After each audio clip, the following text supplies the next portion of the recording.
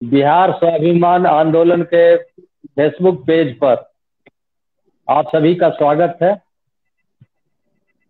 आज हम देश के दो लब्ध प्रतिष्ठित कृषि विशेषज्ञ और किसानों के लिए चिंता करने वाले शख्सियत के साथ अगले 1 घंटा तक बात करेंगे और यह जानने की कोशिश करेंगे कि भारत में किसानों के लिए जो भी नीतियां हैं, जो भी कार्यक्रम है,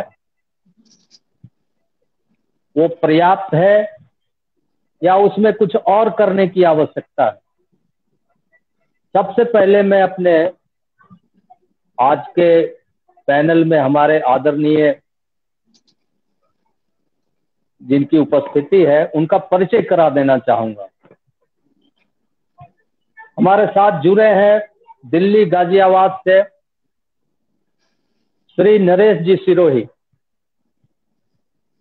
नमस्कार सर, आप देश के तमाम जितने भी हैं भिन्न भिन्न मतों वाले किसान संगठनों से आप संबद्ध रहे हैं और एक सार्थक संवाद उन लोगों के साथ भी आपका होता रहा है। साथ ही साथ समय समय पर आप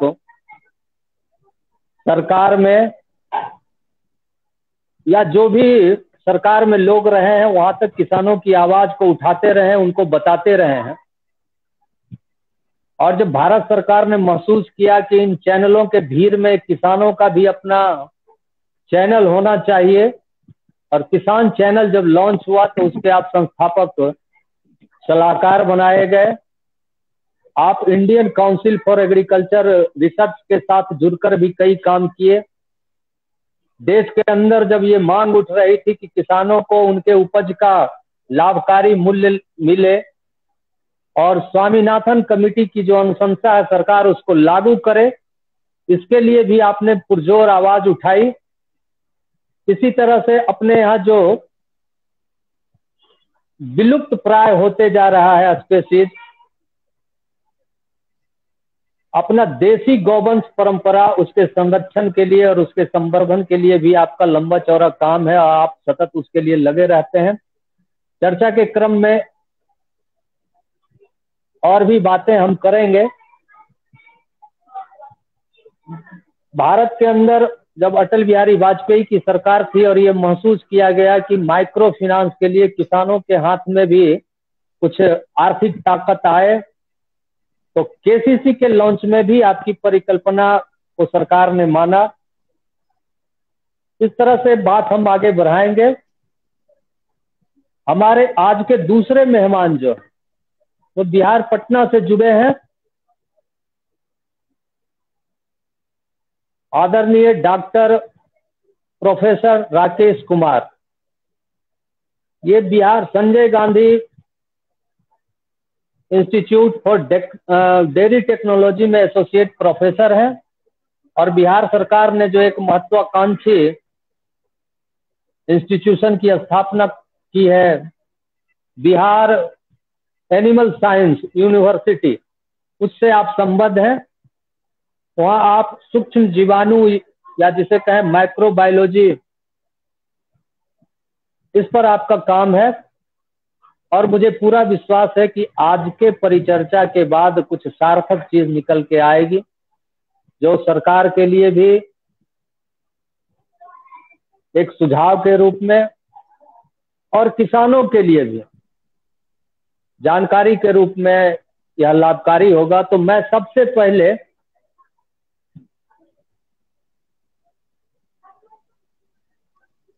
जब तक नरेश जी दोबारे जुड़ते हैं तब तक मैं परिचर्चा को शुरू करता हूं अपने डॉक्टर साहब के साथ। थोड़ा हम यह समझने की कोशिश करते हैं कि जब हम बोलते हैं किसान, तो किसान बोलने के साथ ही हमारे दिमाग में क्या सारी बातें आती है।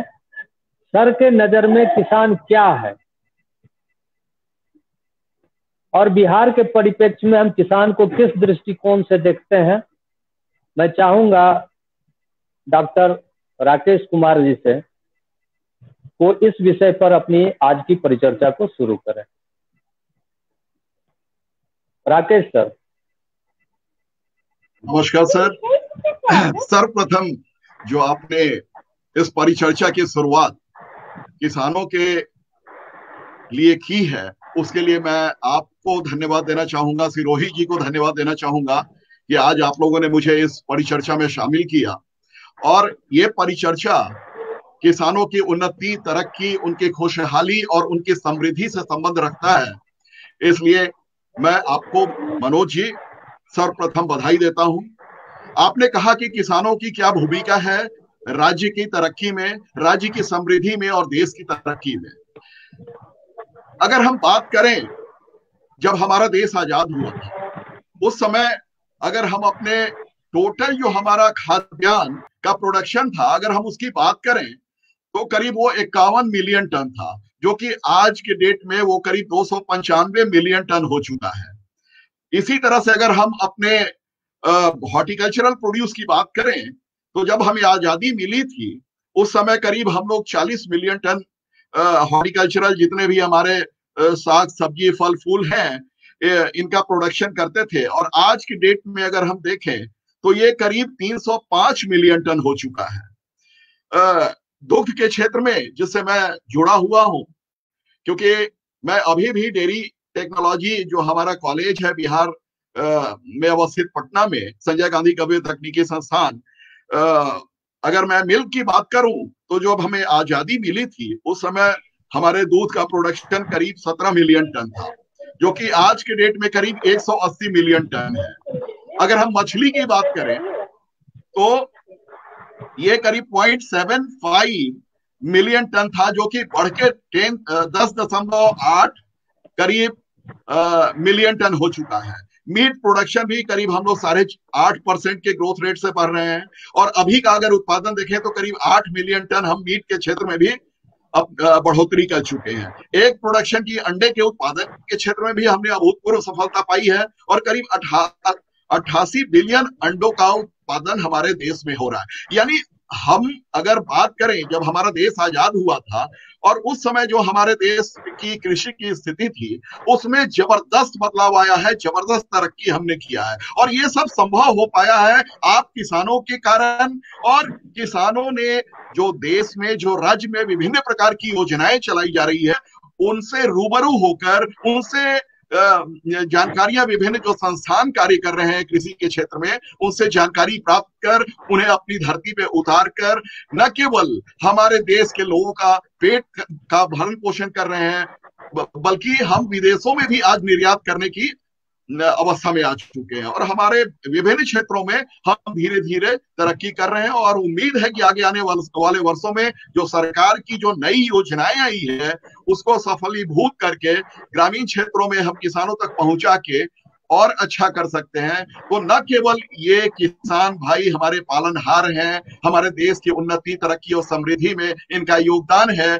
और सच तो ये है कि अगर पूरे देश को हम देखें तो जो हमारी मुख्य धारा है उसमें किसान भाइयों का जितना रोल है उतना किसी भी दूसरे क्षेत्र के लोगों का उतना महत्वपूर्ण योगदान नहीं है। तो किसानों की उपयोगिता, उनके द्वारा किए गए कार्य का बहुत ही महत्वपूर्ण स्थान है। और न केवल हमारे देश को उन्होंने आत्मनिर्भर बनाया है बल्कि पूरे विश्व में एक सम्मानजनक स्थिति पहुंचाने में हम किसान भाइयों का बहुत बड़ा रोल रहा है।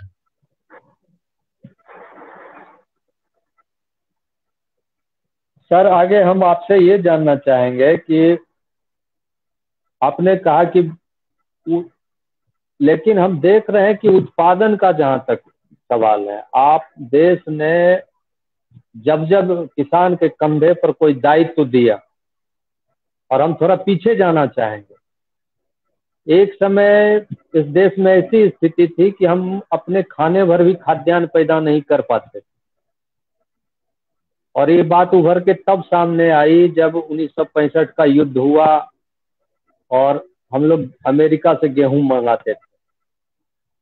धान का भी जितना वैरायटी था उतना नहीं था। तो उत्पादन का जो एक जिम्मेदारी देश ने किसानों के कंधे पर उस समय दिया और अपने लाल बहादुर शास्त्री ने एक आह्वान किया तो उत्पादन तो हम कर दिए सर, लेकिन ऐसा भी संज्ञान में आया है विषय कि उसका भंडारण करने का, उसका विपणन करने का, वो खेत वो वापस पैसे में बदल जाए और पैसा किसान के हाथ में आ जाए, इसमें कुछ गड़बड़ी रही और हम कुछ सीमित फसलों तक ही सीमित रहे। बाकी जो एंसिलरी था उसका विकास उस कालखंड में उतना नहीं हो पाया।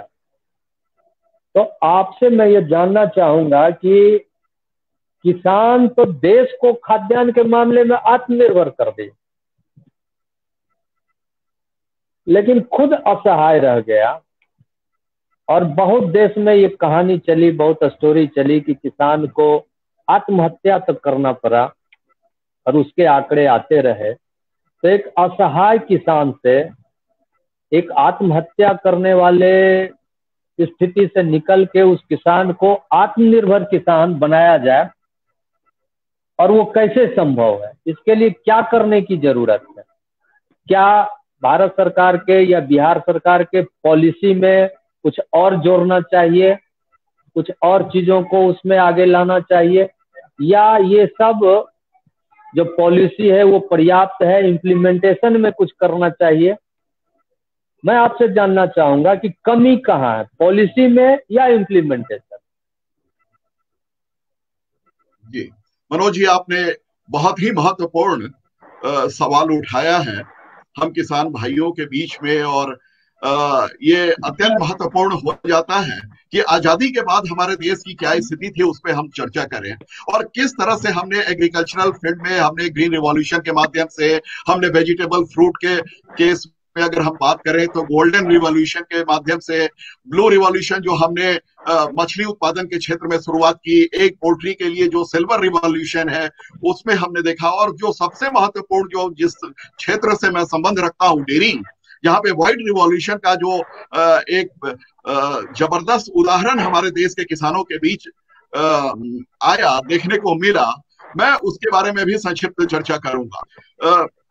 किसान भाई, सबसे पहले जो हमने देखा कि हमारे देश में खाद्यान्न की समस्या थी, ग्रीन रिवॉल्यूशन की बात हुई, स्वामीनाथन के नेतृत्व में हमारे देश की सरकार ने विभिन्न प्रकार की योजनाओं की शुरुआत की, और ये देखा गया कि जो भी छोटे किस्म के हमारे पौधे थे, जो हमारे उर्वरक का उपयोग जिस ढंग से होना चाहिए था वो नहीं हो पा रहा था, जो भी हमारे जो विभिन्न प्रकार के कीटनाशी होते हैं या दवाओं का प्रयोग उस ढंग से नहीं होता था, इन सब चीजों का समावेश करके हमने कृषि के क्षेत्र में अभूतपूर्व तरक्की की। हमने न केवल खाद्यान्न की समस्या सुलझाई, बल्कि हम इस स्थिति में भी आ गए कि हम अपने उत्पाद को विश्व बाजार में भी भेज सके। लेकिन अगर हम बात करें, आज भी अगर खाद्यान्न की बात करते हैं तो गुणवत्ता एक बहुत ही महत्वपूर्ण चीज है जिसपे हम आज भी उस हिसाब से अपने प्रोडक्शन को नहीं कर पाए हैं जो विश्व बाजार में अपनी मांग को बढ़ा सके, और या हम विश्व बाजार में उसको पहुंचा के ज्यादा से ज्यादा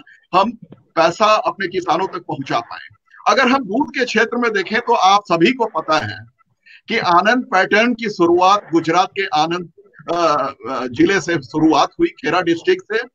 वहां 3 टायर सिस्टम था, जो ग्रामीण क्षेत्र में जो किसान है, जो दुग्ध उत्पादक हैं, उनकी सहकारी समितियां बनी, उन्होंने दूध का संग्रहण करके जो जिले स्तर पे जो हमारे प्रोसेसिंग प्रसंस्करण के यूनिट लगे थे, वहां प्रसंस्करण करके राज्य में जो राज्य स्तर के जो फेडरेशन होते थे उनके द्वारा उसका विपणन करके बहुत अच्छा उदाहरण पेश किया। थोड़ा हम आएंगे, हम इस विषय पर आगे आएंगे।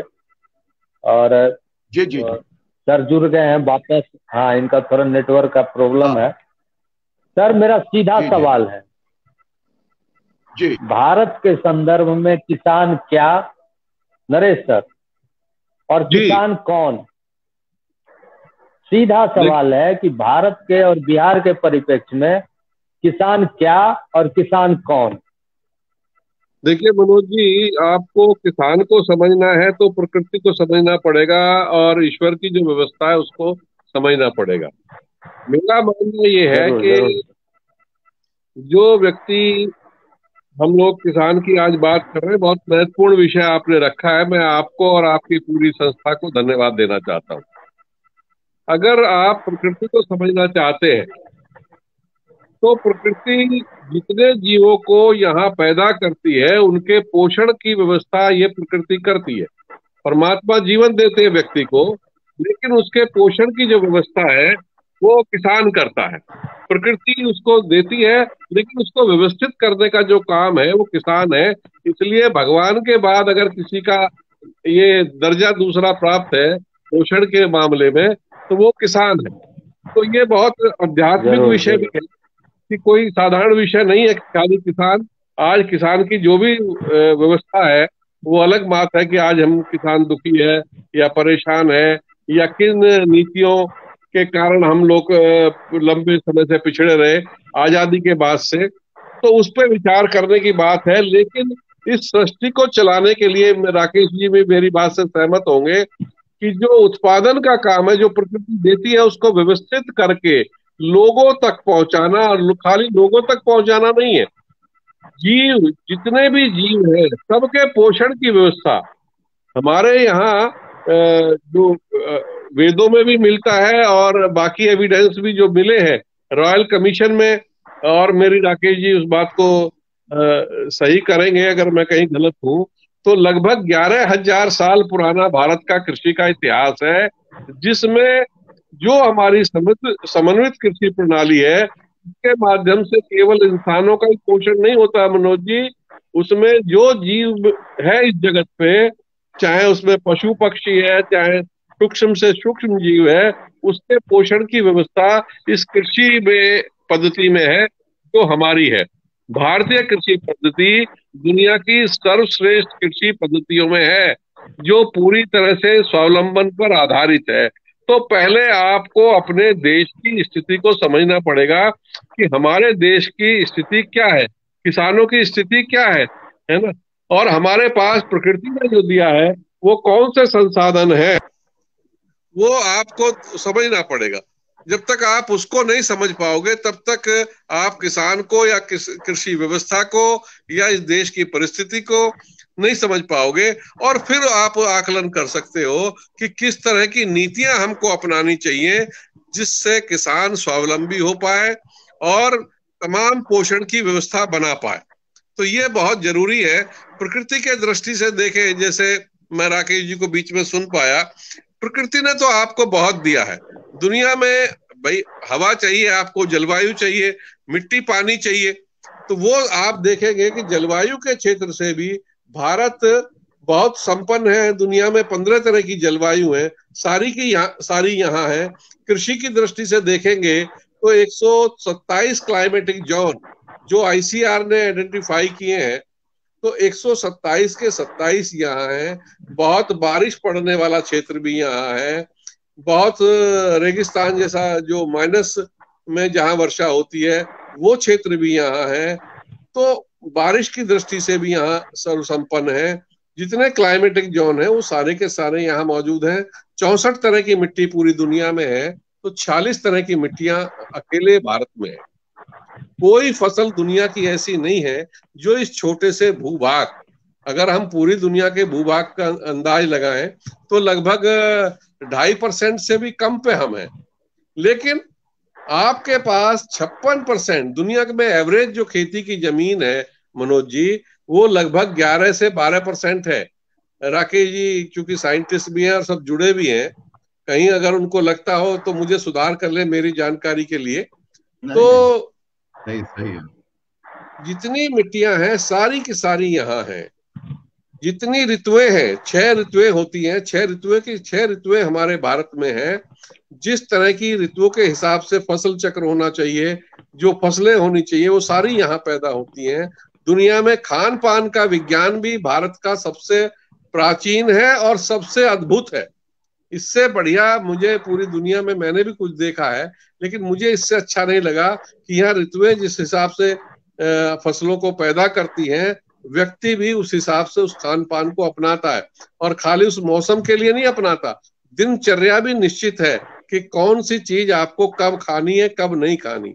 दही मट्ठा कब आपको लेना है, सुबह के समय लेना है, मट्ठा 12-1 बजे तक लेना है, उसके बाद नहीं लेना है, रात को दूध लेना है। तो हमारे यहाँ किस मौसम में क्या फल सब्जी खानी है, कब खानी है, इतना बढ़िया हमारे यहाँ व्यवस्था प्रकृति ने दी है कि वो अद्भुत है। तो उसको भी समझना चाहिए। पूरी दुनिया में, जो मैं आपको बता रहा था कि पूरी दुनिया में लगभग 12% 11% एवरेज जमीन है जो खेती करने लायक है। केवल भारत ऐसा देश है जिसमें 56% जमीन खेती योग्य है। और हमारे यहाँ आपको ताज्जुब होगा, अभी हमारे यहाँ लगभग 138 करोड़ की जनसंख्या है।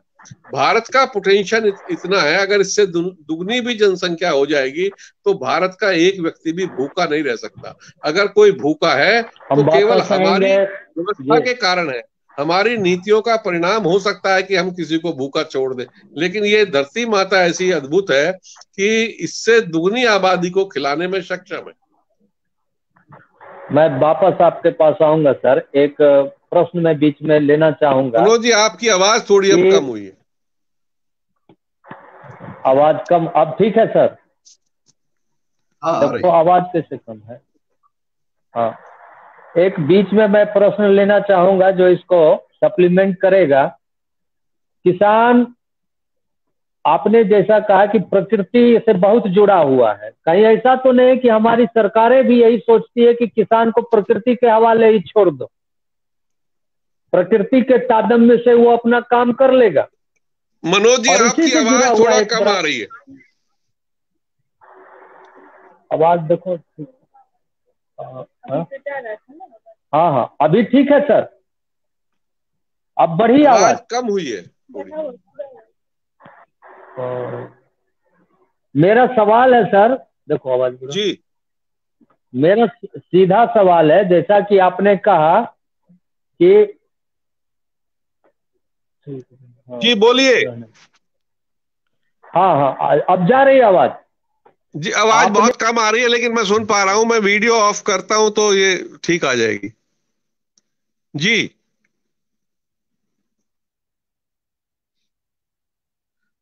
मनोज जी आप बोलिए। मनोज जी का वीडियो भी वो डिस्कनेक्ट हो चुके हैं सर वो। ओहो। मेरा सवाल था जी, हाँ, मेरा सवाल था सर कि जैसा कि आपने कहा कि किसान प्रकृति के साथ तादम्य में रहता है और उसके इशारों पर उससे जुड़ के वो अपना काम करता है, कहीं यही बात सरकार के दिमाग में तो नहीं बैठ गई कि इसको प्रकृति के ही भरोसे छोड़ दिया जाए और सरकार को ज्यादा कुछ करने का जरूरत नहीं है, प्रकृति के साथ एडजस्ट होके ये अपना जो भी राष्ट्र धर्म हो, जब इसको कहा जाए इसमें उत्पादन करो, मछली में जैसा राकेश सर बोल रहे थे इतना अंडा उत्पादन कर दो, इतना मछली उत्पादन कर दो, और ये करते रहा। इसी के साथ जुड़ा हुआ है कि जो कुछ भी हमने उत्पादन किया जी, आपके पास डेटा होगा, उसका एक बड़ा हिस्सा हम प्रिजर्व नहीं कर पाते हैं, वो एंड कंज्यूमर तक नहीं जा पाता है, वो उपभोक्ता तक नहीं पहुंच पाता और बीच में ही खराब हो जाता है। और ये विषय तो आपसे भी जुड़ा हुआ है क्योंकि इसमें माइक्रोबायोलॉजी का एक बड़ा रोल होगा, उसके कारण नष्ट होता है। तो उसके लिए एक फुल प्रूफ भंडारण का क्या व्यवस्था हो, जैसे कि अभी सरकार ने भी कुछ कानून इस परिप्रेक्ष्य में लाए हैं, डिरेगुलेट किया है, टमाटर और आलू हो गया, प्याज जो जल्दी खराब होने वाले चीज है उसके लिए। तो मनोज जी, नटसेल में मेरा ये सवाल है। जी सर। जी जी जी बोलिए मनोज जी। हाँ मनोज जी, आपने एक बहुत ही महत्वपूर्ण मनोज जी बोलिए, अपना प्रश्न पूरा कर लीजिए आप। हाँ कर लीजिए। मेरा प्रश्न पूरा है सर। मेरा प्रश्न दो चीज है कि कहीं सरकार भी तो ये नहीं सोचती है कि किसान प्रकृति के तादम्य में है तो इसको किसान को प्रकृति के भरोसे ही छोड़ दो।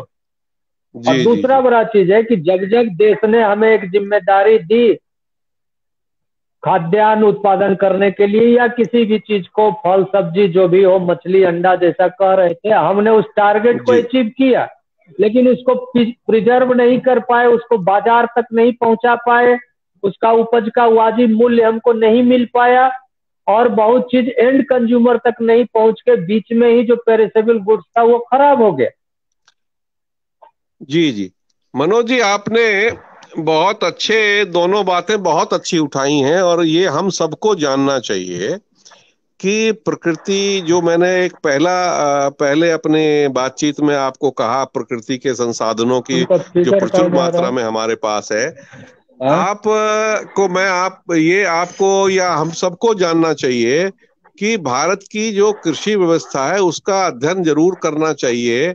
मैं आपको ज्यादा पीछे नहीं ले जाता, लेकिन मैं 11वीं सदी में जो हमारा उत्पादन था वो आज के मुकाबले, जो आज सिंचित भूमि पे है, उस समय सिंचाई के उतने व्यवस्थित शायद हम मानते हैं, लेकिन रहे होंगे निश्चित रूप से। उस वक्त का जो उत्पादन है पर टन पर हेक्टेयर, लगभग 4 टन पर हेक्टेयर का उत्पादन उस वक्त था। ठीक है, आज जो सिंचित जी भूमि सर। है उसका एवरेज जो जमीन का उत्पादन है वो भी 4 टन है।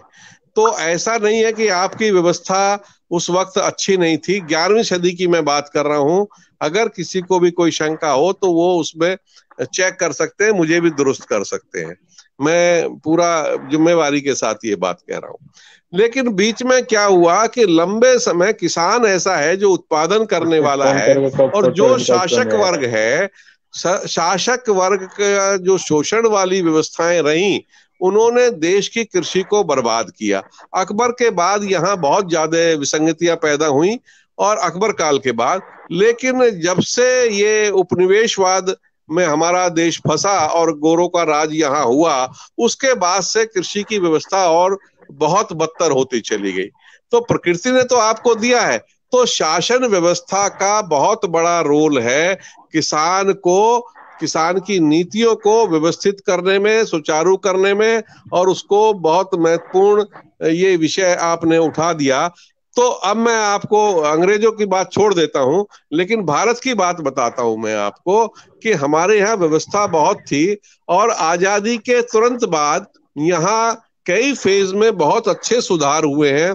भूमि सुधार भी हुआ है उसमें, जिसमें चकबंदी वगैरह आई। सिंचाई के ऊपर हमने बहुत काम किया है, इसमें कोई दो राय नहीं कि हमने बहुत मतलब आजाद होने के तत्काल बाद हमने बहुत अच्छा काम शुरू करा भूमि सुधार का और सिंचाई के ऊपर। लेकिन हमारा देश जो है, चूंकि दुर्व्यवस्था थी अंग्रेजी काल में, और जो इतना संपन्न देश था वो खाद्यान्न के लिए भी मजबूर हो गया। व्यवस्थाओं का प्रश्न है ये, इसमें कहीं किसान का दोष नहीं है या प्रकृति का नहीं है, लेकिन जो हमारी दुर्व्यवस्थाएं थी उसके कारण हमारी स्थिति ये हुई कि हम अपने, बहुत कम लोग थे, अब जितनी आबादी तो नहीं थी उस वक्त, 38 करोड़ के करीब होगी, 40 करोड़ होगी, लेकिन उसको भी हम खिलाने में सक्षम नहीं थे, बाहर से हम मंगाते थे। लेकिन इसी दरमियान जो है योजना आयोग की बैठक होती है। पहली योजना आयोग की बैठक में गलती देखिए कहाँ होती है मनोज जी, और जो सुनने वाले मेरे दर्शक हैं वो जानेंगे इस बात को, कि छोटी सी भी चूक, अगर हमारे नीति नियंता जो है, अगर उनकी छोटी सी चूक हो जाए, हम उनकी नीयत में प्रश्न नहीं उठा सकते। मैं नेहरू जी की भी नीयत पे प्रश्न नहीं उठा सकता हूं कि भाई वो कोई उन्होंने जानबूझ के किया होगा। लेकिन योजना आयोग की पहली बैठक में फोर्ड फाउंडेशन के लोग, अमेरिकन लोग आके बैठे और उन्होंने हमारी कृषि नीति को डिजाइन किया। उसके परिणाम स्वरूप ये हुआ कि हमने हरित क्रांति को अपनाया। हमको अपने ढंग से जो खेती की पद्धति अपनानी थी। आपका वीडियो बंद है सर, उसको चालू कर लिया जाए। ये वीडियो कैमरा जो है वीडियो, हाँ अब आ गया सर। अच्छा, मेरा कहना मनोज जी ये है कि वीडियो से थोड़ा सा डिस्टर्ब होता है, आवाज मेरी प्रॉपर आ रही होगी ना आपको? हाँ अभी आ रही है सर, अभी आ रही है, ठीक। तो मेरा कहना ये है कि जो हम व्यवस्थाएं, हमने जो सुधार किए, अगर छोटी सी कमी की कि अगर हम उस वक्त कृषि पद्धति जो हमने हरित क्रांति में मॉडल अपनाया, अगर उसकी जगह हम इंटीग्रेटेड फार्मिंग सिस्टम को बहुत मजबूत करते तो स्वावलंबन भी बना रहता।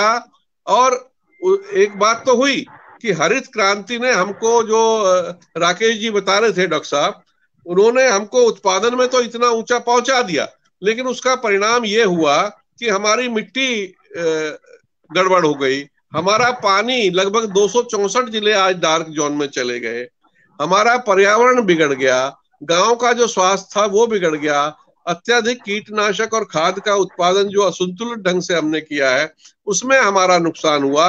और ये पद्धति 30 साल तो अच्छे से चली है, लेकिन 30 साल बाद जो इसके दुष्परिणाम आए हैं उसने इस देश की अर्थव्यवस्था को भी, कृषि व्यवस्था को भी, हमारी किसानों की जो स्वावलंबन था उसको खत्म करके बाजारों पे हमारी डिपेंडेंसी बढ़ा दी।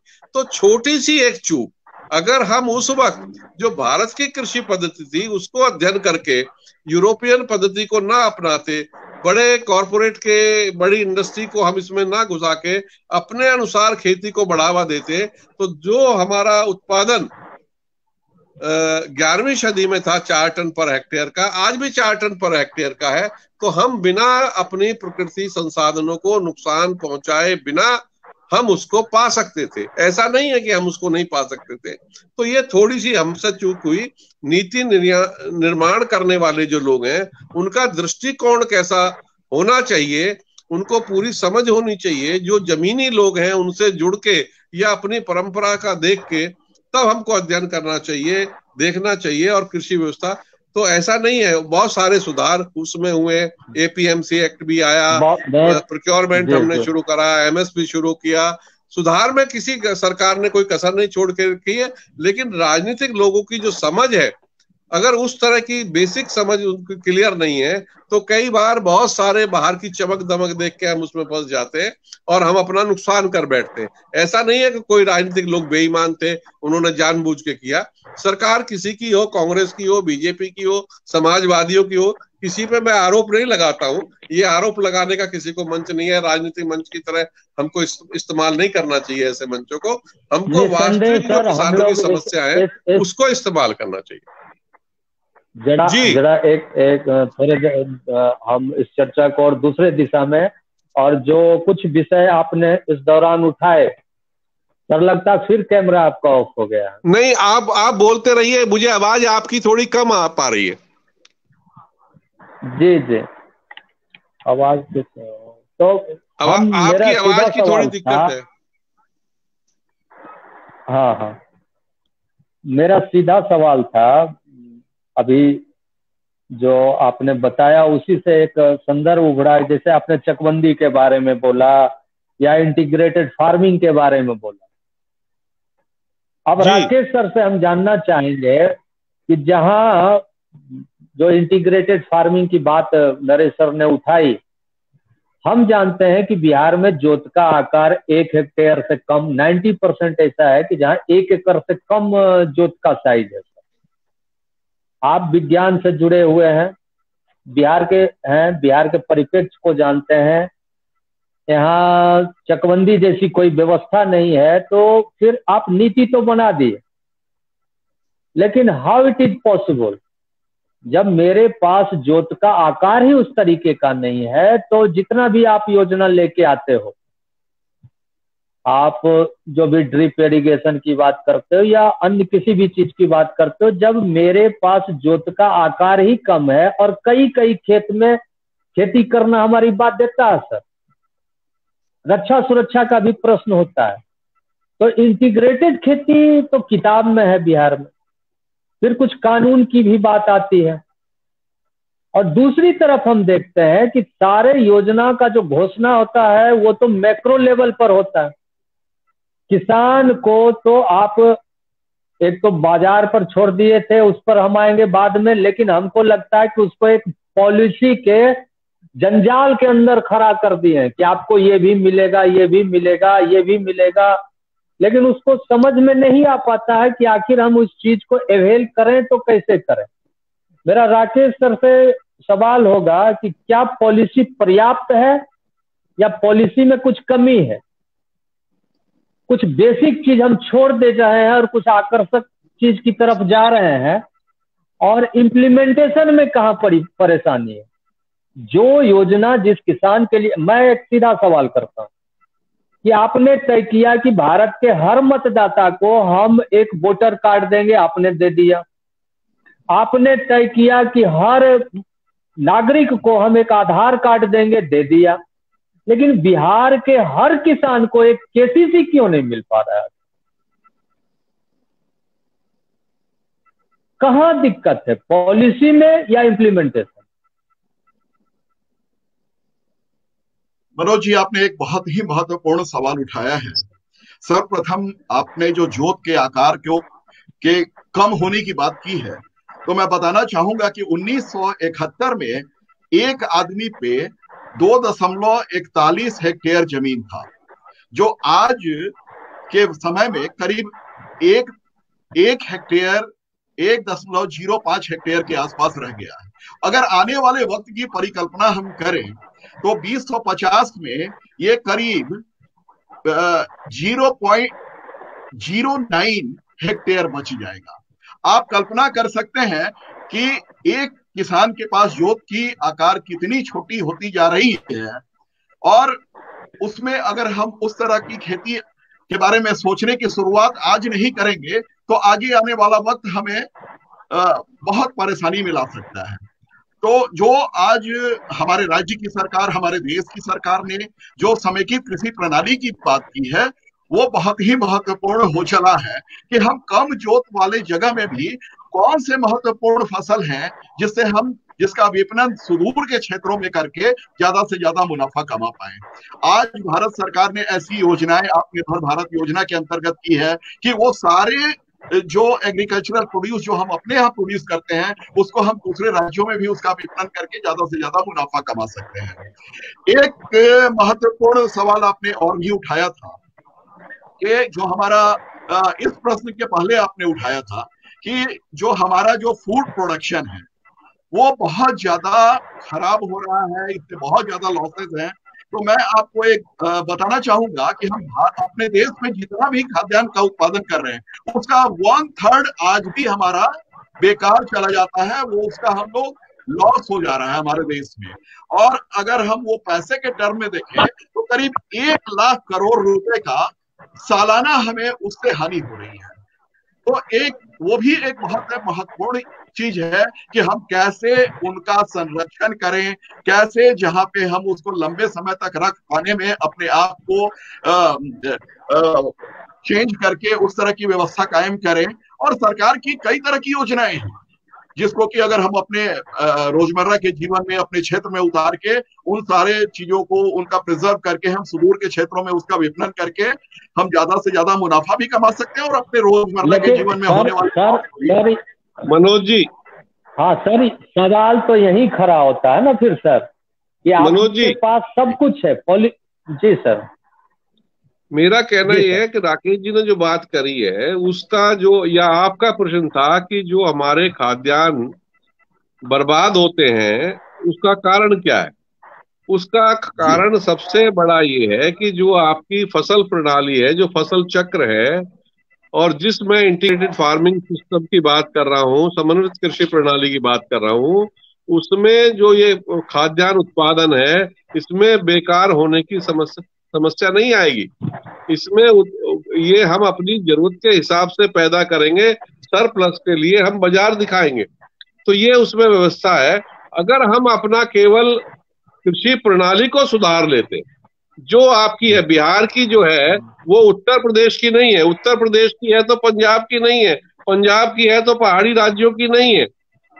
हमारे यहाँ जितने क्लाइमेटिक जोन है वहां के हिसाब से फसलें भी अलग है, वहां के खान पान की व्यवस्था भी अलग है, और उसमें से जो सरप्लस होता है उसको बेचने की व्यवस्था रहती है बाकी लोगों को जो खेती नहीं करते।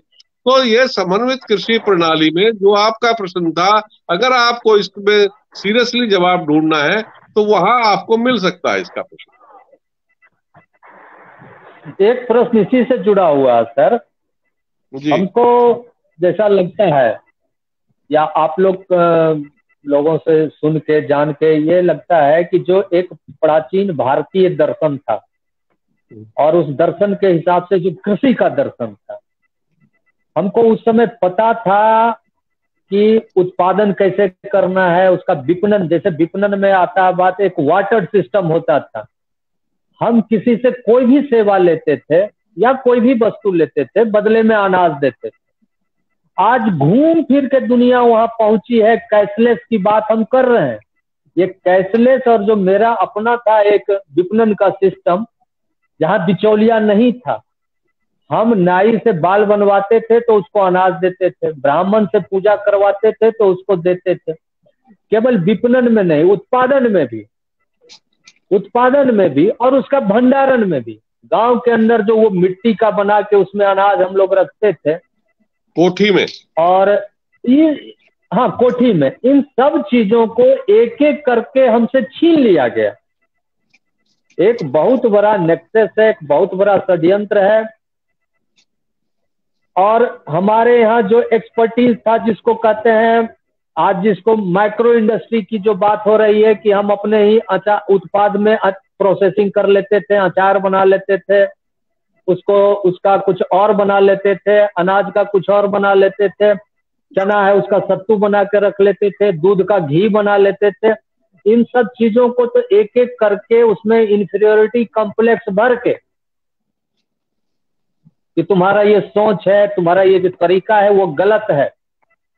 और आज हम अपने घर में जो मकई का बनाते थे, राकेश सर समझेंगे उसको, पाउडर जैसा बना के उसमें, तो उन सब चीजों को तो आपने छीन लिया और वापस हमको थमा दिया कुरकुरे बना के, माजा बना के, लेमन जूस बना के। तो ये जो षड्यंत्र है, इस षड्यंत्र को का सामना करने में किसान कितना सक्षम है, इसमें तो सरकार को आगे आना चाहिए।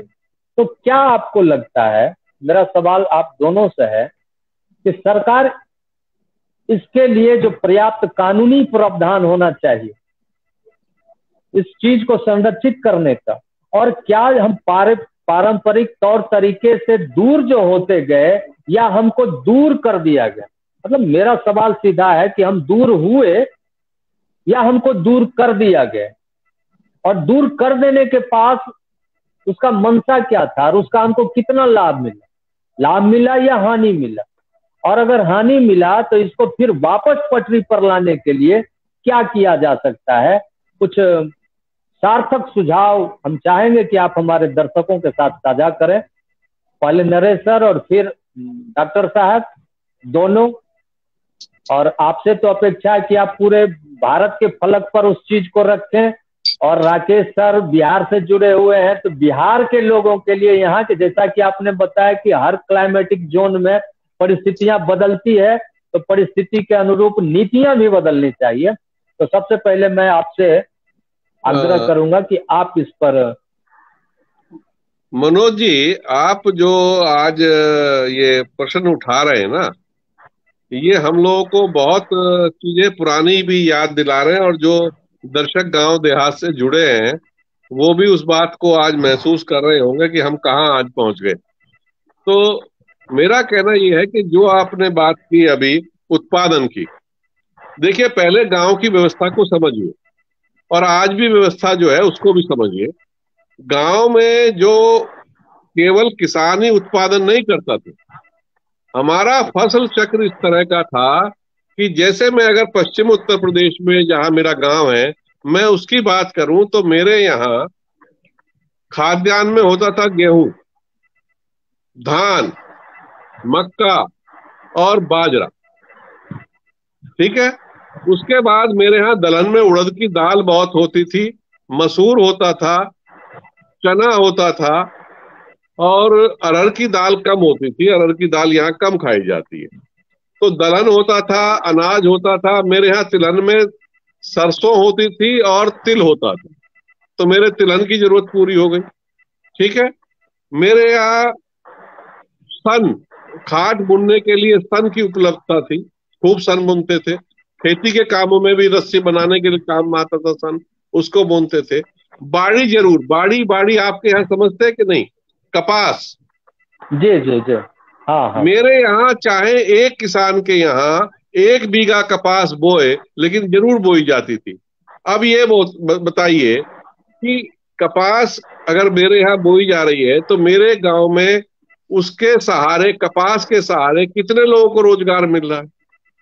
मेरे यहाँ दलहन हो रही है तो दलहन के साथ कितने लोगों का गुजारा हो रहा है? मेरे यहाँ जो लैंडलेस लोग थे हमारे यहाँ आज भी मेरे ख्याल लगभग वही होगा, पूरे देश में आंकड़ा है कि 40% ऐसे लोग गांव में रहते हैं जो खेती तो नहीं करते, लेकिन खेती के अलावा जो उत्पादन है, कारीगर है, दस्तकार है, बुनकर है, नाई है, धोबी है, तेली है, तमोली है, बड़बूजा है ना, ये सब लोग होते थे। अगर ये लोग थे तो उनको खेतों से जो उत्पादन आता था उसको प्रोसेस करने का काम ये लोग करते थे, और पूरी संपन्नता के साथ ये वर्ग अपना योगदान देश की अर्थव्यवस्था को आगे बढ़ाने में लगाता था। तो ये व्यवस्था थी, हमने इस व्यवस्था को तोड़ा और इस व्यवस्था की जगह हमने बाजारवादी व्यवस्था लेके आए। मेरे यहाँ गन्ना थोड़ा जरूर होता था, मैं अपना फसल चक्र आपको बता रहा था। गन्ने से मेरे गुड़ की जरूरत, शक्कर, खांड, राब, बूरा और सिरका, 6 उत्पादन मेरे अकेले गन्ने से होते थे। मुझे बाजार से खरीदने के, नमक के अलावा मुझे बाजार से लाने की कोई जरूरत नहीं थी। मेरे यहाँ 12 महीनों 30 दिन फल और सब्जी पर्याप्त मात्रा में होती थी। घर में आज 1-2 भैंस रखना मुश्किल होता है, मेरे यहाँ 10-10 भैंस और 10-10 गाय रहती थी। तो मेरे यहाँ घी, दूध, दही और तमाम तिलहन, दलहन सब, और मेरे साथ साथ जो लैंडलेस लोग थे जो हमारे खेतों में काम करते थे, 10वां हिस्सा लगभग उनका रहता था। तो उनके घर में भी मेरे यहाँ जो उत्पादन, किसान के घर में जो उत्पादन होता था उसके यहाँ इतना पैदावार हो जाती, मतलब उतना उसको मिल जाता था कि वो अपने घर की जरूरत को पूरा करके बाजार में भी बेच के लोग आते थे। अब आज इस देश में और दुनिया में कुपोषण की व्यवस्था है, भाई कुपोषण बहुत हो गया है। कुपोषण कैसे हो गया? अब एक बात बताओ, मेरे यहाँ की जो व्यवस्था थी आपके यहाँ भी लगभग वही रही होगी, क्या इस कृषि पद्धति में कुपोषण गांव में रह सकता है क्या? आज कुपोषण के लिए आप दाल बांट रहे हो, तो कभी तिल बांट रहे हो, कभी कुछ बात, ये क्या बात हुई जी? अपने बेसिक को सुधार लोगे तो कुपोषण भी नहीं बचेगा, रोजगार की समस्या भी नहीं आएगी। इसीलिए मैं कहता हूं कि हमको समन्वित कृषि प्रणाली यानी भारत की जो कृषि पद्धति है उसको समझने की जरूरत है। बहुत बढ़िया सर। अब राकेश सर से फिर इसी सवाल को बिहार के परिप्रेक्ष्य में समझने की कोशिश करते हैं। मनोज जी, आपने बहुत ही महत्वपूर्ण सवाल ये उठाया है। सर्वप्रथम मैं आपको बताऊं कि जब कृषि के क्षेत्र में जबरदस्त हमारे देश में तरक्की हुई, हम आत्मनिर्भर हुए, और 90 के दशक में जब देश को जो WTO का समझौता के अंतर्गत हमें जुड़ना पड़ा, और उसके बाद विश्व बाजार में जो मांग को देखते हुए कई तरह के बदलाव हमारे मैन्युफैक्चरिंग सेक्टर में करने पड़े। जो कृषि से जुड़े हुए विभिन्न प्रकार के उत्पाद हैं, उनके लिए हमारे कृषि विशेषज्ञों ने, हमारे नीति निर्धारकों ने विभिन्न प्रकार के मानक बनाए, विभिन्न प्रकार की योजनाएं बनाई, और विश्व बाजार के हिसाब से हमने अपने उत्पादन के लक्ष्य में भी बहुत तरह के बदलाव किए।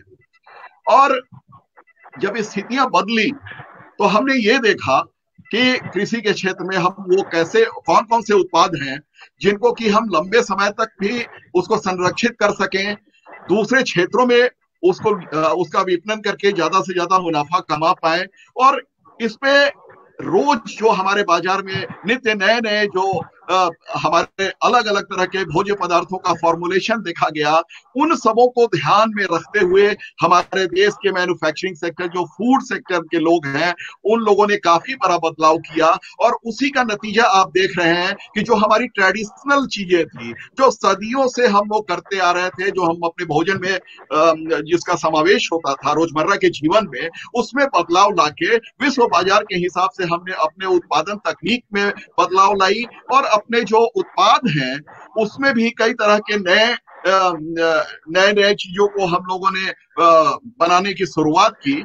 और इसी का नतीजा है जो आपने शुरुआत में कहा था कि कई जो हमारे ऐसे फूड फॉर्मुलेशंस या ऐसे कोई प्रसंस्कृत ऐसे भोज्य पदार्थ जो मार्केट में आज अवेलेबल हैं, वो उसी का नतीजा है। क्योंकि हमें जब हमारा जब लिबरलाइजेशन हुआ, ओपन मार्केट हुआ, तो विश्व की कई ऐसी चीजें थी जो हमारे देश में भी जिसकी उपलब्धता बढ़ी। कई ऐसे लोग थे जो विश्व में जब बाहर के देशों में गए तो उनका भोजन का जो ट्रेंड था उसमें एक जबरदस्त बदलाव आया और फिर वो अपने देश में भी उनकी मांग बढ़ने लगी। और इसको मद्देनजर रखते हुए जो हमारे ट्रेडिशनल उत्पाद हैं उनका प्रसंस्करण करके जो विभिन्न जो बाहर के देशों में या बाहर के राज्यों में जिस तरह के भोज्य उस क्षेत्रीय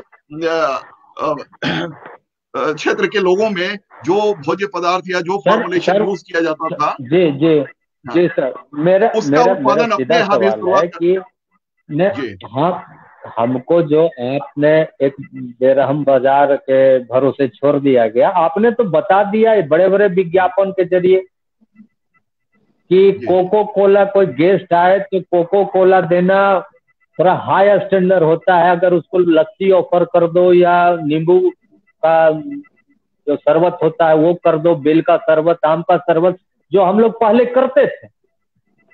तो अब तो मेरी माँ अचार बना लेती थी, शरबत बना लेती थी, बेटी को तो पता नहीं।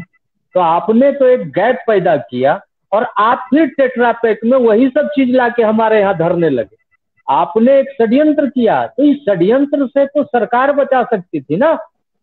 एक गांव का किसान इससे उसको तो लगा देखा देखी कि नहीं, नरेश सिरोही सर के घर में कोको कोला गेस्ट को दिया जा रहा है, डॉक्टर राकेश कुमार के घर में दिया जा रहा है, तो हम पिछड़ तो नहीं रहे।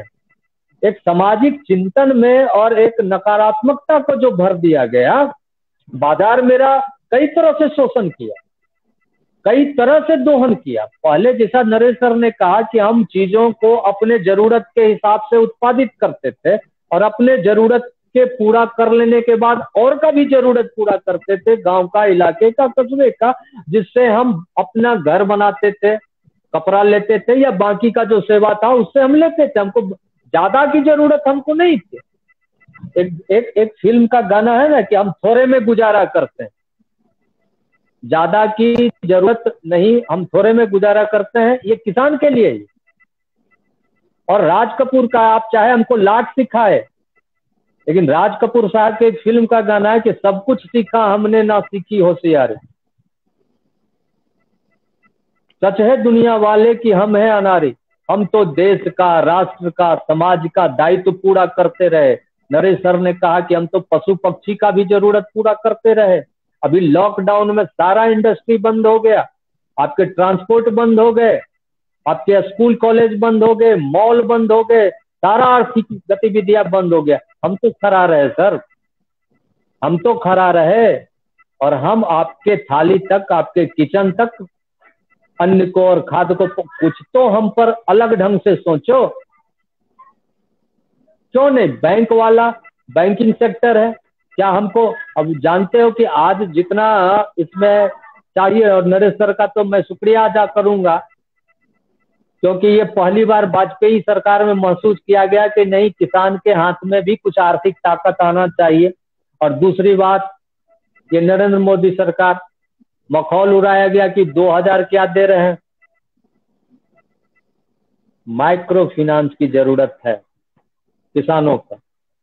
आप घोषणा तमाम करते हैं। मेरा एक प्रश्न, सीधा साधा प्रश्न है कि जिस तरह से जब उद्योग को आपने विकास करने का जरूरत महसूस किया देश में, तो कई जगह पता चला कि कई ऐसे कानून है, कई ऐसे प्रावधान है जो उद्योग को बढ़ने नहीं देते। खेती के साथ भी कुछ ऐसा है। आप घोषणा कर रहे हैं, आपकी पॉलिसी है, उस पर मैं सवाल नहीं उठा रहा, लेकिन मेरा कहना है कि उन चीजों के लिए किसान जाए तो कहाँ? हमको एक सोलर पंप लेना है राकेश सर, मैं कहाँ जाऊं?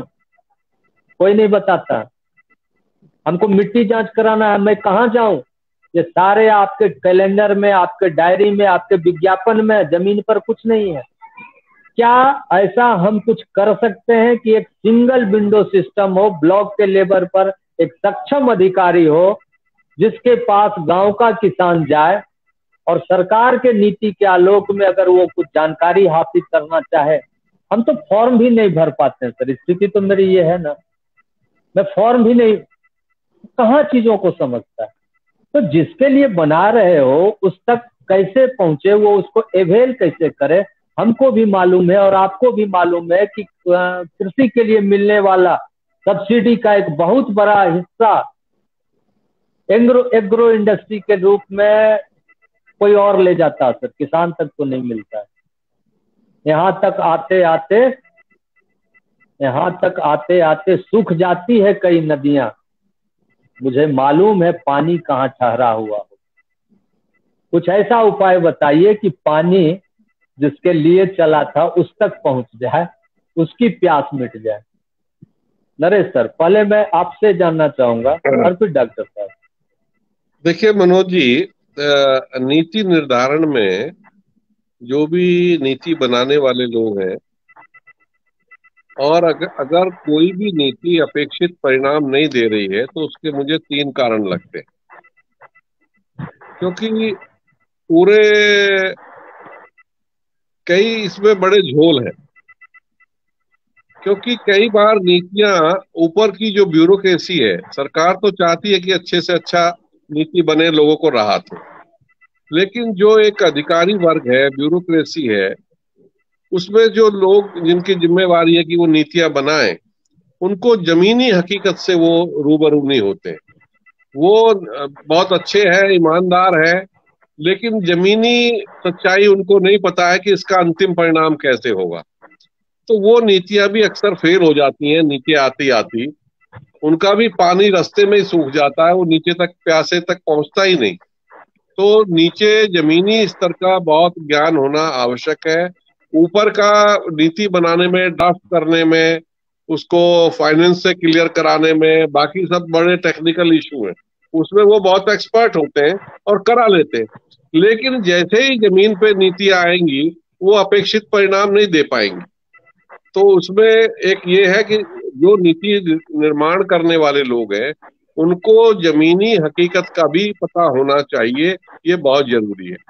दूसरे लोग ऐसे होते हैं जो नीति निर्माण करने वाले लोग होते हैं, जैसे किसान के नाम पे उन्होंने कोई नीति बनाई, वो बहुत जरूरत से ज्यादा किसान का नाम लेते रहेंगे, लेकिन असल जो नीति का जो अंतिम लक्ष्य है या उनको लाभान्वित जिसको करना है, वो किसी कॉरपोरेट को कर रहे हैं, किसी पर्टिकुलर इंडस्ट्री को फायदा पहुंचाने के लिए नीति बना रहे हैं। फायदा दिखा रहे किसान को, बोल रहे किसान को, लेकिन उसका फायदा कहीं और जा रहा है, उनकी नीयत खराब है। एक तीसरे लोग हैं जिनकी नीयत भी बहुत अच्छी है, ईमानदार है, पूरी तरह से जमीनी सच्चाई का भी पता है, ऊपर का भी उनको बहुत अच्छा ज्ञान है, नीति निर्माण करने में उनकी बहुत सिद्धता है। लेकिन कई बार ऐसा देखने में आया है कि बहुत अच्छी अच्छी पॉलिसी भी अपेक्षित परिणाम नहीं दे पाती। उसका बड़ा कारण ये है कि जो इम्प्लीमेंटेशन करने वाली मशीनरी है, या तो उसका प्रशिक्षण ठीक नहीं है, या वो लोग ही उस काबिल नहीं है कि उस नीति को नीचे तक, जो कि तू सरकार की जो पॉलिसी है उसको ले जाके अपेक्षित जो लोग हैं, जो लाभान्वित होने चाहिए, उस तक उनका लाभ नहीं पहुंच पाता। तो ये मुझे 3 कारण लगते हैं, इनमें सुधार की गुंजाइश है। तो हमको एक एक नीतियों का विश्लेषण करना चाहिए कि हम उन नीतियों का विश्लेषण करें जो अपेक्षित परिणाम नहीं दे पा रही हैं, ताकि लाभ किसान तक पहुंच जाए। ये मेरा इसमें कहना है। राकेश सर। हाँ मनोज जी, जैसा आपने बताया कि सरकार की विभिन्न नीतियां हैं, वो हमारे धरातल पे नहीं पहुंच पा रही हैं। सरकार ने हर क्षेत्र में कुछ ऐसे संस्थाओं का हर जिले में स्थापना किया है, जिसके माध्यम से किसान जो भी सरकार की योजनाएं उस क्षेत्र विशेष के लिए बनाई जाती है, उसकी जानकारी प्राप्त कर सकते हैं। जैसे आपने आत्मा का नाम सुना होगा, आपने कृषि विज्ञान केंद्र को देखा होगा, जाना होगा, आपने जो विभिन्न जो कृषि विश्वविद्यालय आज कार्य कर रहे हैं, वहां पे एक्सटेंशन का एक सेल होता है, जहां पे राज्य सरकार और देश की सरकार के द्वारा जो विभिन्न प्रकार की योजनाएं होती है, उसकी जानकारी उस विशेष सेल के द्वारा किसानों तक पहुंचाने की चेष्टा विभिन्न माध्यमों से करने की शुरुआत हो चुकी है, और इसका काफी फायदा हो रहा है। लेकिन जैसा आपका मेन कंसर्न है कि जिस मात्रा में या जितने लोगों तक इसकी पहुंच बननी चाहिए, वो नहीं बन पा रही है। तो इसके लिए हमें अपना जो एक्सटेंशन का विंग है, उसमें थोड़ा सुधार करने की आवश्यकता है। रही बात सरकार की योजनाओं की, तो जो हमारे नीति निर्धारक हैं, उनका भी जो वो प्रोग्राम और पॉलिसीज जो बनाते हैं किसी क्षेत्र विशेष के लिए या पूरे देश के लिए या किसी खास राज्य के लिए, तो वो सारा इंफॉर्मेशन बेस्ड होता है। हम उस क्षेत्र का सर्वे करते हैं, वहां क्या उत्पादन हो रहा है, वहां क्या किया जा सकता है कि उस उत्पाद को हम अच्छे ढंग से, मान लीजिए किसी प्रसंस्करण की ही बात कर लें, तो आज अगर हम अपने राज्य की ही बात करते हैं, मैं अक्सर आपके क्षेत्र में जाता था और मैं बोलता था कि सदियों से आपके क्षेत्र में दुग्ध का उत्पादन हो रहा है और हम यहाँ के बाजार से कलकत्ता में भेजा करते थे उस जमाने में, और आज हमारा जो दूध है वो समुचित मूल्य उसको नहीं मिल पा रहा है और आज भी किसान मजबूर है बहुत सस्ते में उस दूध को बेचने के लिए। तो अब हमें ये जानकारी प्राप्त करनी बहुत आवश्यक है कि हमारे देश में की सरकार ने कौन कौन सी योजनाएं बनाई हैं, जैसे समग्र गव्य विकास योजना है, डेयरी उद्यमिता विकास योजना है। इन सबों की जानकारी हम इससे कैसे जुड़ सकते हैं, जिला कार्यालय से किस तरह से हमें लोन की सुविधा मिल सकती है, इस पे कितना सब्सिडी है, नाबार्ड का क्या रोल होता है, या कहीं से किसी एजेंसी में हम अपने किसान भाइयों को किस तरह का प्रशिक्षण दिलवा सकते हैं कि वो इसके उचित अधिकारी बन पाए। तो अगर हम इन सारी चीजों के लिए, आपने जैसी बात की कि सिंगल विंडो सिस्टम, आपकी ये बात और ये सुझाव बहुत अच्छी है, और इसके लिए भी सरकार की कोशिश है कि जो हमारा राज्य का विभिन्न विभाग के अंतर्गत जो अधिकारी कार्य कर रहे हैं, उनके यहाँ जाके हम इन सारी जानकारियों का, जो किसी पर्टिकुलर फील्ड के लिए बनाई जाती है, हम उन जानकारियों से अवगत हो सकते हैं। उनको किस तरह से हमें ऋण की सुविधा मिल सकती है, उसमें कितनी सब्सिडी है, इसके लिए समय समय पे हमने देखा होगा कि फार्मर्स फेयर लगाए जाते हैं। हम आजकल एक्सटेंशन के फील्ड में हमने देखा है कि एसडी कार्ड का वितरण हो रहा है, हमने विभिन्न प्रकार के सीडीज और कैसेट का वितरण किया जा रहा है, किसान रथ का उपयोग हो रहा है विभिन्न क्षेत्रों में। तो सरकार की ये कोशिश हमेशा से हो रही है कि हम किस तरह से प्रचार प्रसार करके उन योजनाओं की जानकारी हम किसान भाइयों तक पहुंचाएं। और मैं समझता हूं कि जिस तरह का बदलाव पूरे देश के सिस्टम में आ रहा है, हम किसी जमाने में परिकल्पना नहीं करते थे कि मिल्क प्लांट छोटा छोटा भी हम लगा सकते हैं। आज अगर हम पटना के आसपास ही देखें तो कम से कम 5-6 लोग हैं मेरे संपर्क में जो 2000 लीटर 5000 लीटर की प्रसंस्करण की इकाई स्थापित कर चुके हैं, और वो पाउच में, बॉटल में पैकिंग करके पटना के मार्केट में वो सेल कर रहे हैं। अगर हम कृषि के क्षेत्र में, मैं कई बार आता था आपके क्षेत्र में, मैं बताया करता था कि हम लोग मेज के क्षेत्र में मकई का उत्पादन में बहुत आगे हैं। हमारा सहरसा, सुपौल, मधेपुरा जो बेल्ट है, वहां पे आज भी मक्के के प्रसंस्करण की कोई यूनिट नहीं है। हमारा मक्का कर्नाटका जाता है, महाराष्ट्र जाता है, वहां पे माल्टोडेक्स्ट्रीन बनाया जाता है, डेक्सट्रोज मोनोहाइड्रेट बनाए जाते हैं, ग्लूकोज के डिफरेंट डेरिवेटिव्स बनाए जाते हैं और फिर वो बाजार में लाया जाता है। तो ये बड़ा आवश्यक है कि हम किन क्षेत्रों में प्रसंस्करण की इकाई स्थापित करें। हम चावल के क्षेत्र में बहुत ज्यादा हमारा उत्पादन है और अच्छे क्वालिटी का हम लोग धान का पैदावार भी अपने राज्य में करते हैं, लेकिन अगर हम उस स्तर का प्रसंस्करण का यूनिट देखें तो कहीं नहीं है। अगर हम हरियाणा की बात करते हैं तो एक एक जिले में 30-30, 40-40 बड़ी इकाइयां लगी हुई है, जहां वो अच्छे ढंग से उसकी पैकिंग करके, अच्छे ढंग से उसका प्रसंस्करण करके न केवल अपने देश के बाजार में बल्कि विश्व बाजार में भी उसका विपणन कर पाने में सक्षम है। तो आज जो वक्त आ पड़ा है, हम किसान भाइयों को जिनकी स्थिति थोड़ी सुदृढ़ है, वो सरकार के द्वारा जो योजनाएं प्रसंस्करण की बनी हुई है, छोटी इकाई, हम बहुत बड़े इकाई की बिहार में बात नहीं करते हैं, लेकिन छोटी छोटी इकाइयों को स्थापित करके अपने क्षेत्र में हम कई तरह का कार्य कर सकते हैं। आपने मक्के की बात की, मक्के के आटा की बात की।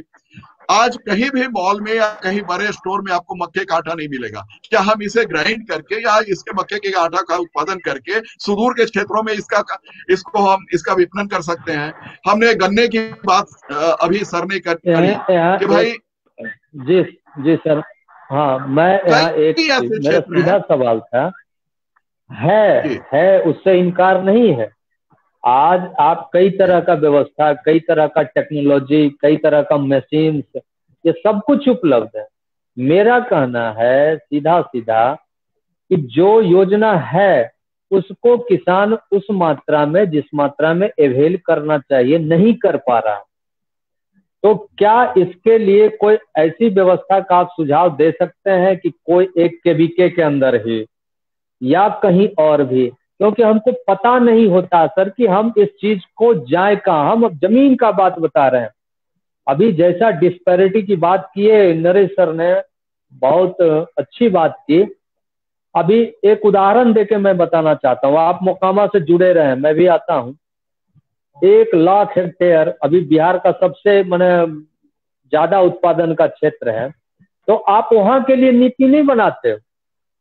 वर्षों लंबित मांग है, 2 बार नरेश प्रधानमंत्री आए, अटल बिहारी वाजपेयी जी भी आए, आदरणीय नरेंद्र मोदी जी भी आए टाल योजना के लिए, और दुनिया जानती है। ICAR में मैं गया हूँ और वहाँ के DG अय्यप्पन साहब थे, उनसे भी मिला हूँ, उनके बाद वाले से भी मिला हूँ कि सर आप कहाँ मोजाम्बिक जा रहे हैं, आप मोकामा आइए और देश के दाल की जरूरत को हम पूरा करेंगे।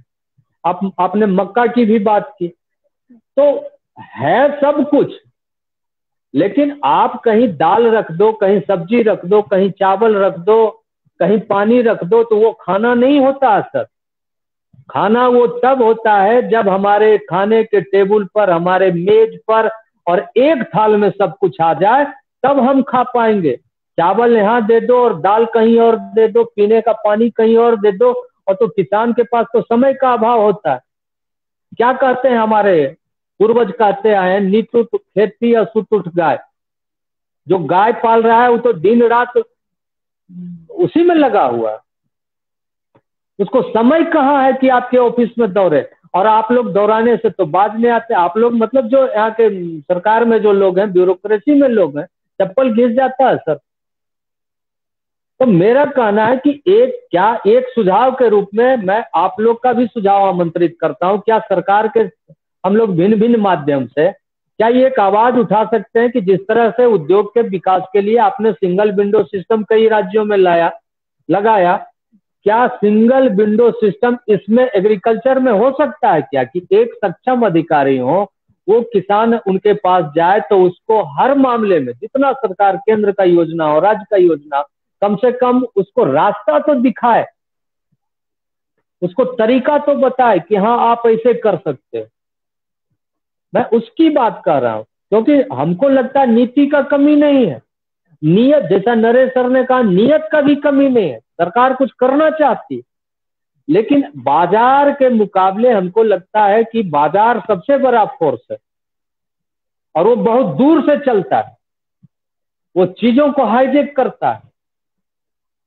हम हैं सीधे साधे। तो इससे बचाने के लिए क्या करना चाहिए, क्या किया जा सकता है, आप बताइए। बिहार के परिप्रेक्ष्य में एक सुझाव के रूप में क्या हो सकता है, कैसे हो सकता है? देखिए, ये बहुत ही महत्वपूर्ण बात आपने करी है। जो सिंगल विंडो सिस्टम की बात चल रही है, जो बहुत क्षेत्रों में लागू भी किया गया, दूसरे राज्यों में और दूसरे देशों में, और इसका बहुत अच्छा प्रभाव भी दिखा है। और मैं समझता हूं कि अगर जानकारी की बात है तो हम कृषि और कृषि से जुड़े हुए जो विभिन्न क्षेत्र हैं, जो अन्य विधाएं हैं, इन सबों में जो भी सरकार की योजनाएं या जो भी पॉलिसीज हैं, उनके लिए हम एक हर जिले स्तर पे, जिनका कि अच्छा कोऑर्डिनेशन जिला कृषि पदाधिकारी से हो, आत्मा से हो, नाबार्ड से हो, कृषि विज्ञान केंद्र से हो, और जो सरकार के विभिन्न जो एजेंसीज हैं, जो विभिन्न जो विभाग हैं, उनकी सारी योजनाओं के बारे में समुचित जानकारी वहां पे समय पे पहुंचाई जाए, और इन सबों की जानकारी हम किसानों तक पहुंचाएं उस एक सिंगल विंडो सिस्टम के थ्रू।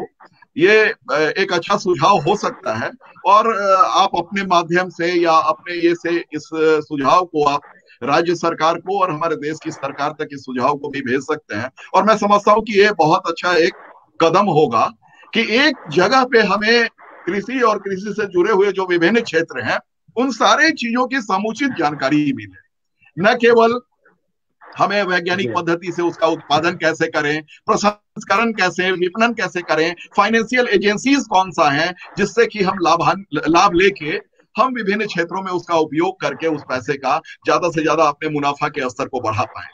तो मैं समझता हूं कि ये सुझाव सही है, और इस पे हम लोग अपने इस सुझाव को हम जो उस तरह की एजेंसी है वहां पे पहुंचा सकते हैं। इस सुझाव को अपना सहमति देने के लिए मैं बिहार स्वाभिमान आंदोलन की तरफ से आपका शुक्रगुजार हूं। और नरेश सर से मैं जानना चाहूंगा जी। सर हम बहुत सीधे हैं, अभी देश के अंदर जो 3 कानून आया, ये पुराना एक मांग था कि हमको बिचौलिए के मार से बचाया जाए, हम सीधे बेच सकें, हमें भी बाजार का विकल्प मिले। और लेकिन फिर हम देखते हैं कि जैसे अभी इस देश में होता है कि भ्रम पैदा कर दे तो किसान तो उसके जाल में बहुत तेजी के साथ फंसता है। इससे किसान को कैसे बचाया जाए? किसान कब तक राजनीतिक दल के लोगों के लिए एक हथियार के रूप में यूज होता रहेगा, एक नारे के रूप में यूज होता रहेगा? जबकि जब सरकारें बन जाती है, हमारे बीच से ही हमारे साथी एमएलए बन जाते हैं, मंत्री बन जाते हैं, मुख्यमंत्री बन जाते हैं।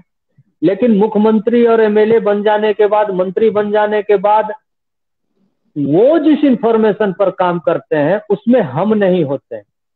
हम किसान होते हुए भी या किसान संगठन में काम करते हुए भी, मैं राजनीतिक दल के ही किसान संगठन में भी काम करते हुए भी हमारी तो कोई उपयोगिता नहीं रह जाती।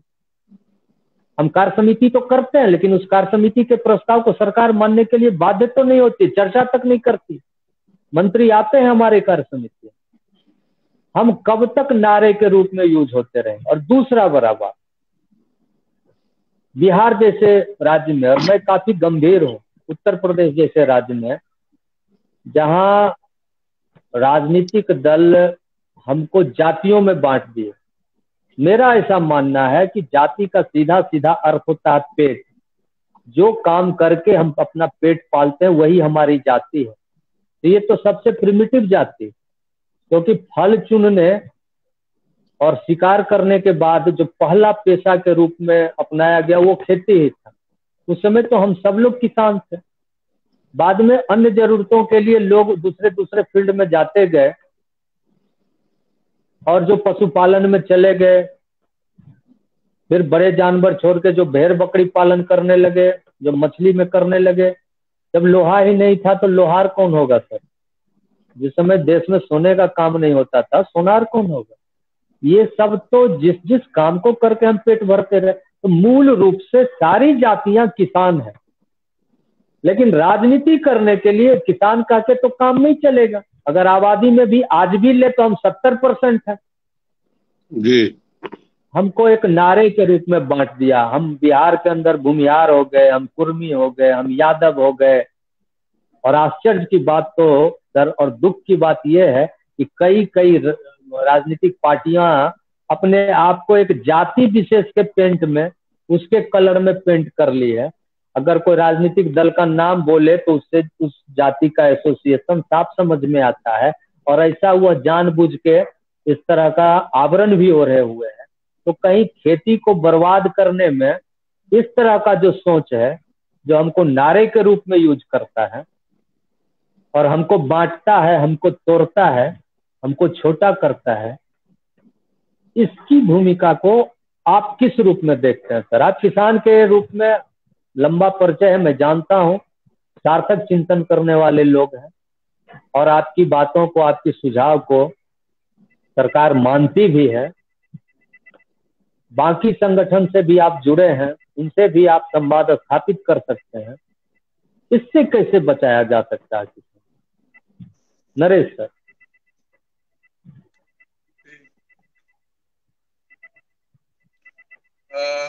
मनोज जी, आपने बहुत सारे गंभीर प्रश्न करे। एक तो मैं, जो सरकार फिलहाल में 3 अध्यादेश पे देश में बहुत चर्चा है। 3 अध्यादेश जो अभी आए हैं, चाहे उसमें कॉन्ट्रैक्ट फार्मिंग का है, चाहे मंडी का है, चाहे एसेंशियल कमोडिटी वाला है एक्ट है, इसमें थोड़ा सा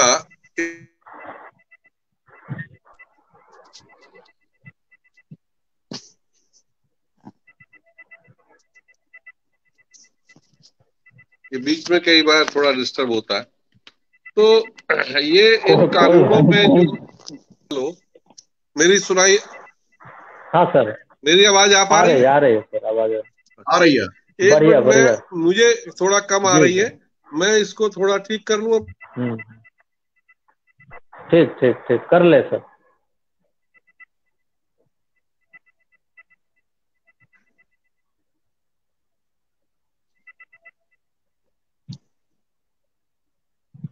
जी, मेरी आवाज आ पा रही है आप ठीक से? आ रही है। जी जी जी, बढ़िया। मेरे थोड़ा समस्या है इसकी।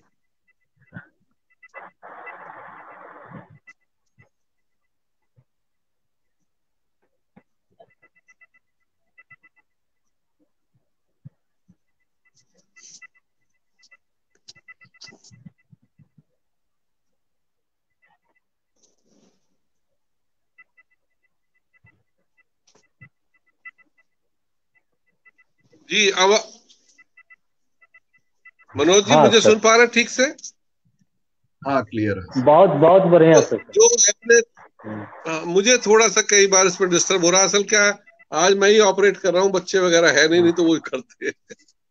तो आपने जो ये ठीक तीनों ठीक। अध्यादेश की बात करी और आज पूरे देश में चर्चा है इस तरह की, तो इसमें मैं समझता हूं कि देश भर के किसान संगठनों को इन तीनों अध्यादेशों को बहुत गौर से पढ़ना चाहिए। कुछ लोग पढ़ते हैं, कुछ लोग करना चाहिए जैसी जी। धारणा बना देते हैं उस तरह से सरकार के खिलाफ ये एक धारणा बन जाती है। लेकिन ये तीनों अध्यादेश में कई सारी अच्छी बातें हैं जिनको बहुत विस्तार से पढ़ना चाहिए, देखना चाहिए, और जो सार्थक सुझाव हैं वो सरकार को देने भी चाहिए।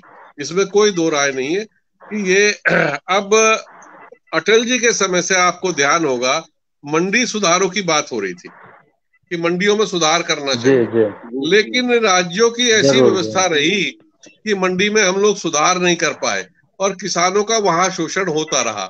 आज स्थिति ये है कि अगर मान लो उसी मंडियों को थोड़ा व्यवस्थित करने की दृष्टि से एक ऑप्शन किसान को दिया गया कि भाई किसान के यहाँ कोई भी माल जाके खरीद सकता है।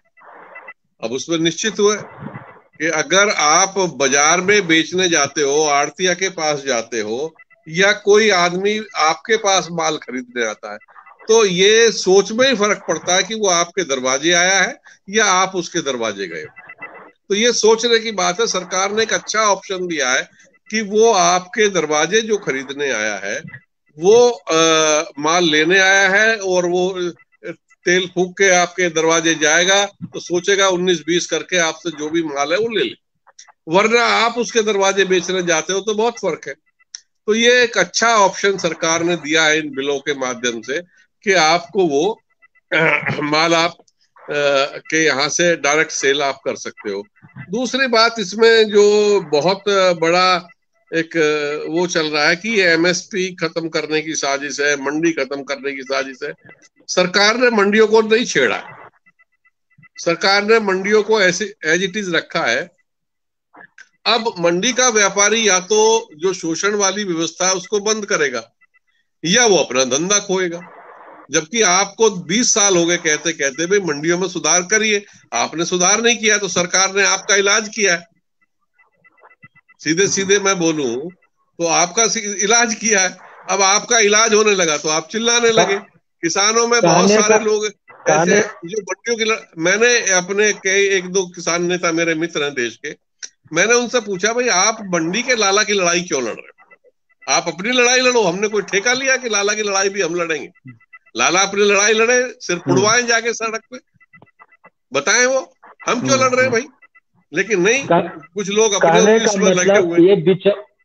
जी, ये किसान का आंदोलन नहीं है, बिचौलिए का आंदोलन है, बोला किसान का आंदोलन जा रहा है। बस बस ये भ्रम की स्थिति बनाई जाए। इसमें एक बात हमने तोमर साहब ने एक मीटिंग करी थी तो हमने उसमें ये कहा था कि खाली पैन कार्ड लेने वाला जो व्यक्ति है वो आके खरीद लेगा, तो हमको उसकी वर्थ देख लेनी चाहिए कि उसकी वर्थ क्या है, खरीदने लायक उसकी हैसियत है या नहीं है।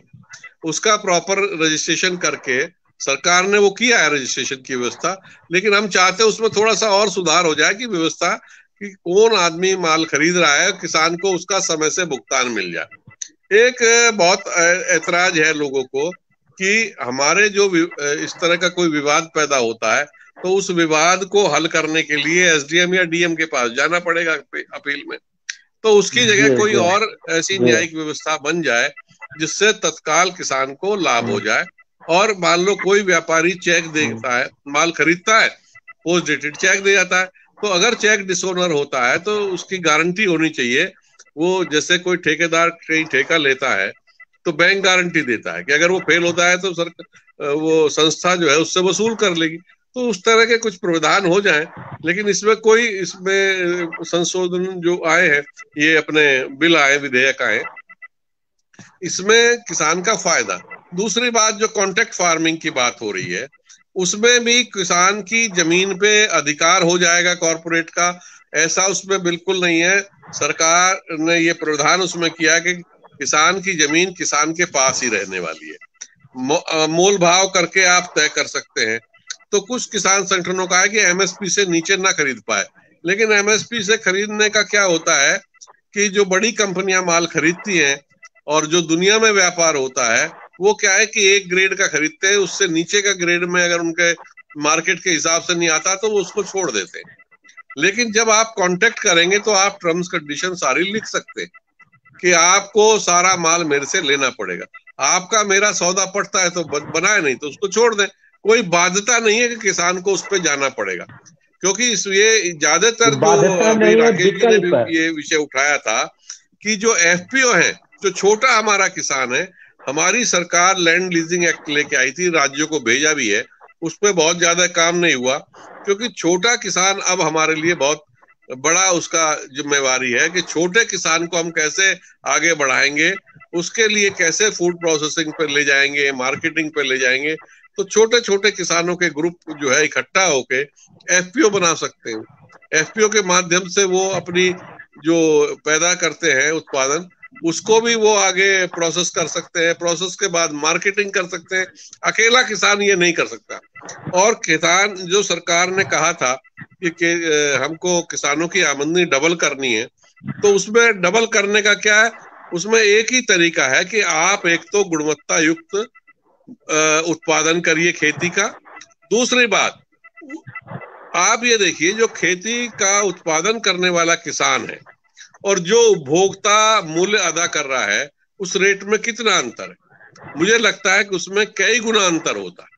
वो प्रॉफिट कहाँ जाता है? बिचौलियों के, या तो प्रोसेसर के, जो प्रोसेसर है उसके खाते में जाएगा, या वो मार्केटिंग वालों के खाते में जाएगा। हमारे आईसीआर ने जो इनका मशीनरी वाला डायरेक्टरेट है, उसमें बहुत सारी मशीनें, राकेश जी को इसमें मुझे करेक्ट करेंगे कि हमने छोटा सा, आईसीआर ने छोटा सा चिलर प्लांट बनाया जो लगभग 1 लाख की कीमत का है। उसमें भी गांव में अगर लगा लिया जाए तो अपने दूध को चिलिंग करके हम 5, 6, 7 घंटे उसकी सेल्फ लाइफ बढ़ा सकते हैं। तो इस तरह की छोटी मशीनियां हमारे आईसीआर ने भी बनाई हैं और बाकी लोगों ने बनाई हैं। तो हमको फूड प्रोसेसिंग पर जाना चाहिए और सीधे मार्केटिंग पर जाना चाहिए। तो जो बिचौलियों के खाते में या उनकी जेब में पैसा जाता है, उसको किसान की जेब तक कैसे लेके आना है, उसके लिए एफपीओ के माध्यम से भी जा सकते हो, 2-4 लोग मिल के भी कर सकते हो। ये तरीका है उसमें अच्छा करने का।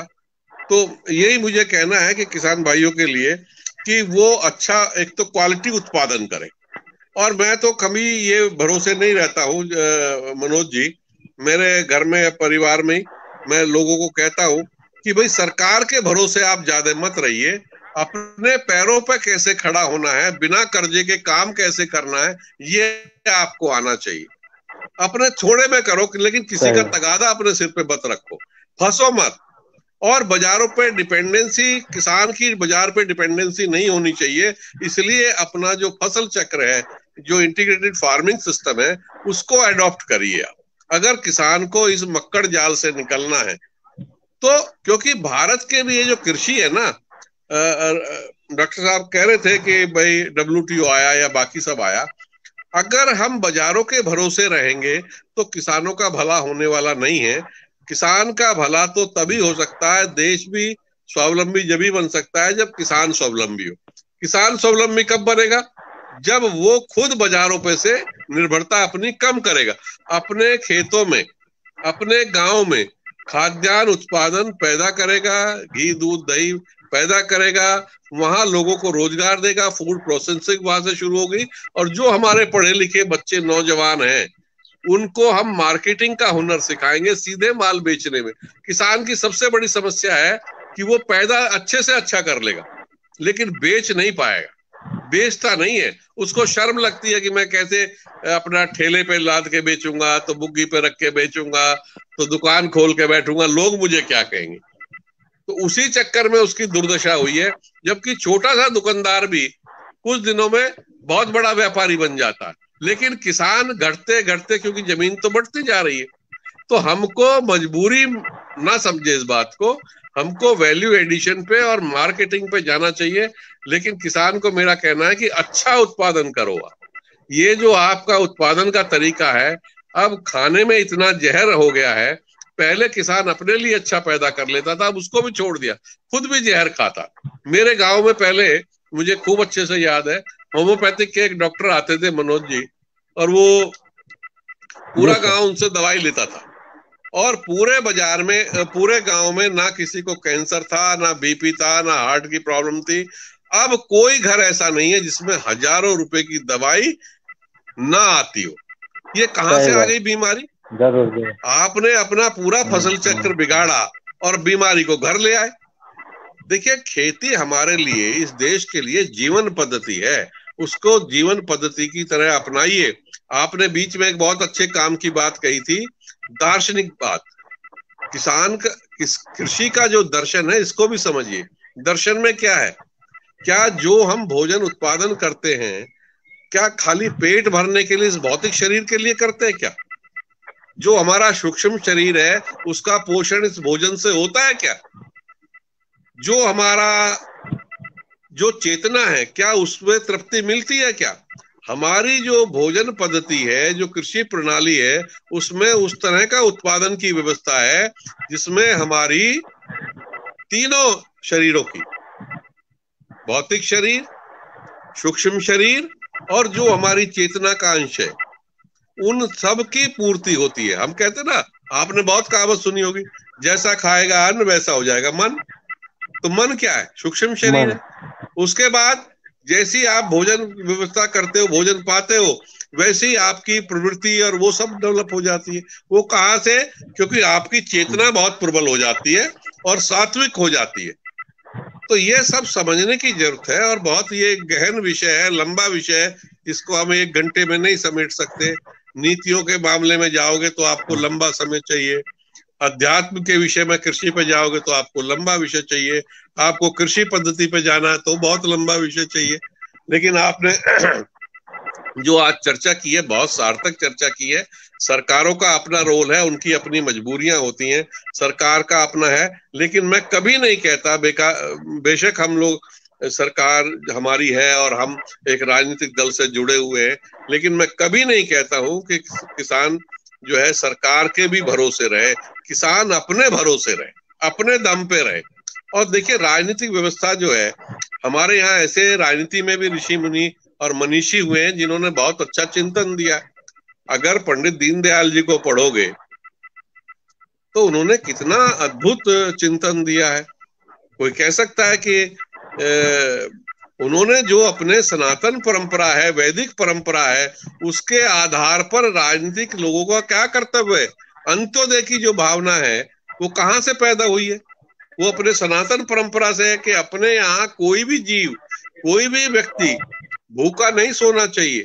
हम भी, जो कमाने वाला है वो भी खाए, और जो ना कमाने वाला है, अपाहिज है, वो भी समाज में खाए। तो ऐसा चिंतन देने वाले डॉक्टर लोहिया, चौधरी चरण सिंह, ऐसे बहुत सारे हमारे मनीषी हुए हैं जिन्होंने बहुत गहन तरीके से राजनीतिक विश्लेषण किया है, चिंतन किया है और उस दिशा में बढ़ाया है।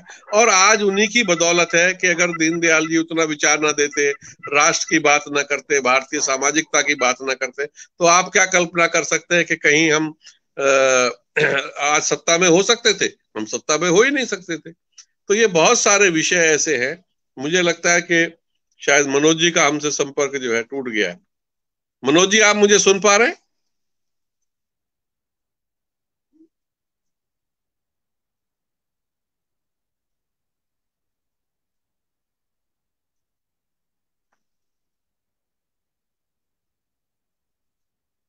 नरेश जी, ये बहुत आवश्यक है कि जो ये विधेयक आया है, इसकी अच्छे अच्छे ढंग से हम इसका प्रचार प्रसार या लोगों को अच्छे ढंग से समझा पाए, क्योंकि ये इतना महत्वपूर्ण विधेयक है जी जी कि सबसे बड़ी बात क्या है कि किसानों को जो उनकी उपज है उनको बेचने का नया नया अवसर मिल रहा है। इससे बड़ी बात क्या हो सकती है।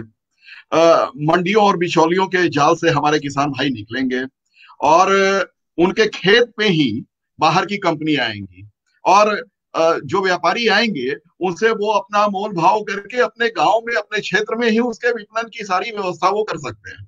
ये बहुत बड़ी बात है। दूसरी बात, जो मंडी के टैक्स की बात हो रही है वो किसानों को नहीं देना पड़ेगा, जो मैं समझता हूँ कि कहीं 4.5% से लेके 8-8.5% तक बहुत जगहों पे है। तो उससे पूरे भी देश हमारे में किसान बहुत भाई वेरिएशन। बचेंगे। जी सर, बहुत वेरिएशन है।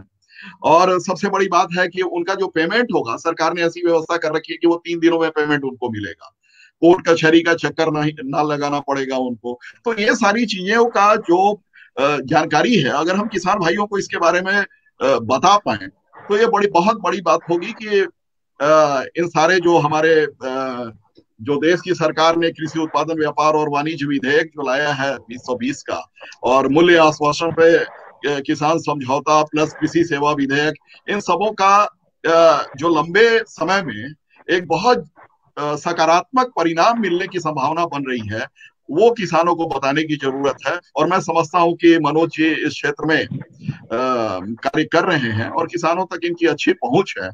इनके माध्यम से भी इन सारे चीजों की जानकारी किसानों तक पहुंच पाएगी आगे आने वाले दिनों में। और निश्चय ही हम इन योजनाओं से, इन जो हमारे ये विधेयक आए हैं, इससे हमारे किसान भाई लाभान्वित हो पाएंगे। जी मनोज जी नहीं जुड़ डॉक्टर गए? साहब, यही मनोज यही जी जुड़ बहुत जरूरी है आज कि हम। जी जी जी सर, जी जी सर। जी सिरोही साहब। किसानों तक जो अपनी बातें पहुंचाएं, और इसमें जो भी किसान संगठन है या राजनीतिक दल है, कम से कम किसान वाले विषय को छोड़ दें और ईमानदारी इस पे बात होनी चाहिए। और ऐसा नहीं है कि जी जी विधेयक पास हो गया तो बहुत उसमें बहुत बदलाव नहीं आ सकते, अमेंडमेंट बहुत- नहीं आ सकते। अगर कहीं उसमें त्रुटि होगी हाँ, तो हम अपनी बात को रख सकते हैं। हम तो हमेशा राजनीतिक दल का पार्ट होते हुए भी बेबाकी से, मनोज जी आप तो जानते हो, हम कभी संकोच नहीं करते, क्योंकि हम लोग जो किसान वर्ग से आए कभी हैं, नहीं सर। हम तो उसी के लिए राजनीति करते हैं, राजनीतिक क्षेत्र में, सामाजिक जीवन में उसी लिए है कि हम अपने वर्ग बिल्कुल से, जिससे बिल्कुल हम आए हैं बिल्कुल सर। किसान वर्ग को, उसको कैसे हम लाभ दे सके, उसके हितों की बिल, कैसे चिंता कर सके, यही हमारा। तो अगर बिल्कुल कहीं उसमें बिल्कुल। दिक्कत होगी तो हम उसको फिर सुधार के लिए बात कर सकते हैं।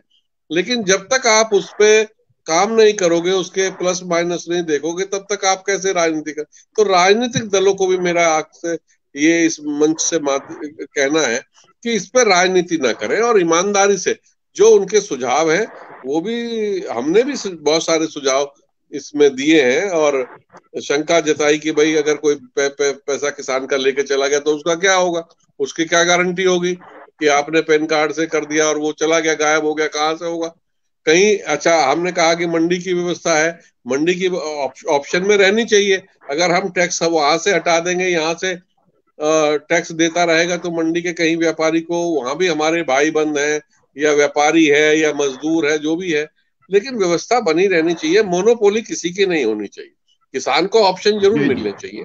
तो ये बहुत सारी बात हमने रखी है और बेबाकी से रखी है। और हमारे मन में कोई किसी के प्रति ऐसा द्वेष नहीं है कि हम किसी को, चाहे वो बेशक बिचौलिए हैं, बिचौलियों को भी, उनके भी परिवार को पालन पोषण होना चाहिए। लेकिन जो बिचौलिया शोषण करता है, हम उस शोषण के विरोधी, कि वो सुधरे, शोषण ना करे, केवल रोजगार करे, अच्छे से करे, अपने परिवार का भरण पोषण करे, उनके साथ जो मजदूर है उनका भरण पोषण करे। लेकिन लंबे समय से किसान का जो शोषण किया है, ये बर्दाश्त नहीं किया जा सकता। कोई अगर मैं तो व्यापारी देख रहा हूँ व्यापार सर। कर, जी मैं तो देख रहा हूँ अभी, जिसकी थोड़ी चर्चा मैंने की थी, और उस पर थोड़ा आना जरूरी है, क्योंकि बिहार जैसे राज्यों में जो खेती करने वाला वर्ग है सर, बाकी सारी जातियों को राजनीतिक कारण से उसके खिलाफ खड़ा कर दिया गया। मेरा स्पष्ट इशारा है, जो मजदूर वर्ग से लोग आते हैं, जिससे मेरा रोज रोज का संबंध, बिहार में कॉम्बिनेशन पॉलिटिकल चलता है सर। एम बाई समीकरण, जिसका रोजी रोटी मिलता नहीं है, वो परस्पर विरोधी है, लेकिन जिससे रोज का संबंध है उसको राजनीतिक कारण से अलग अलग ब्लॉक में खड़ा कर दिया गया।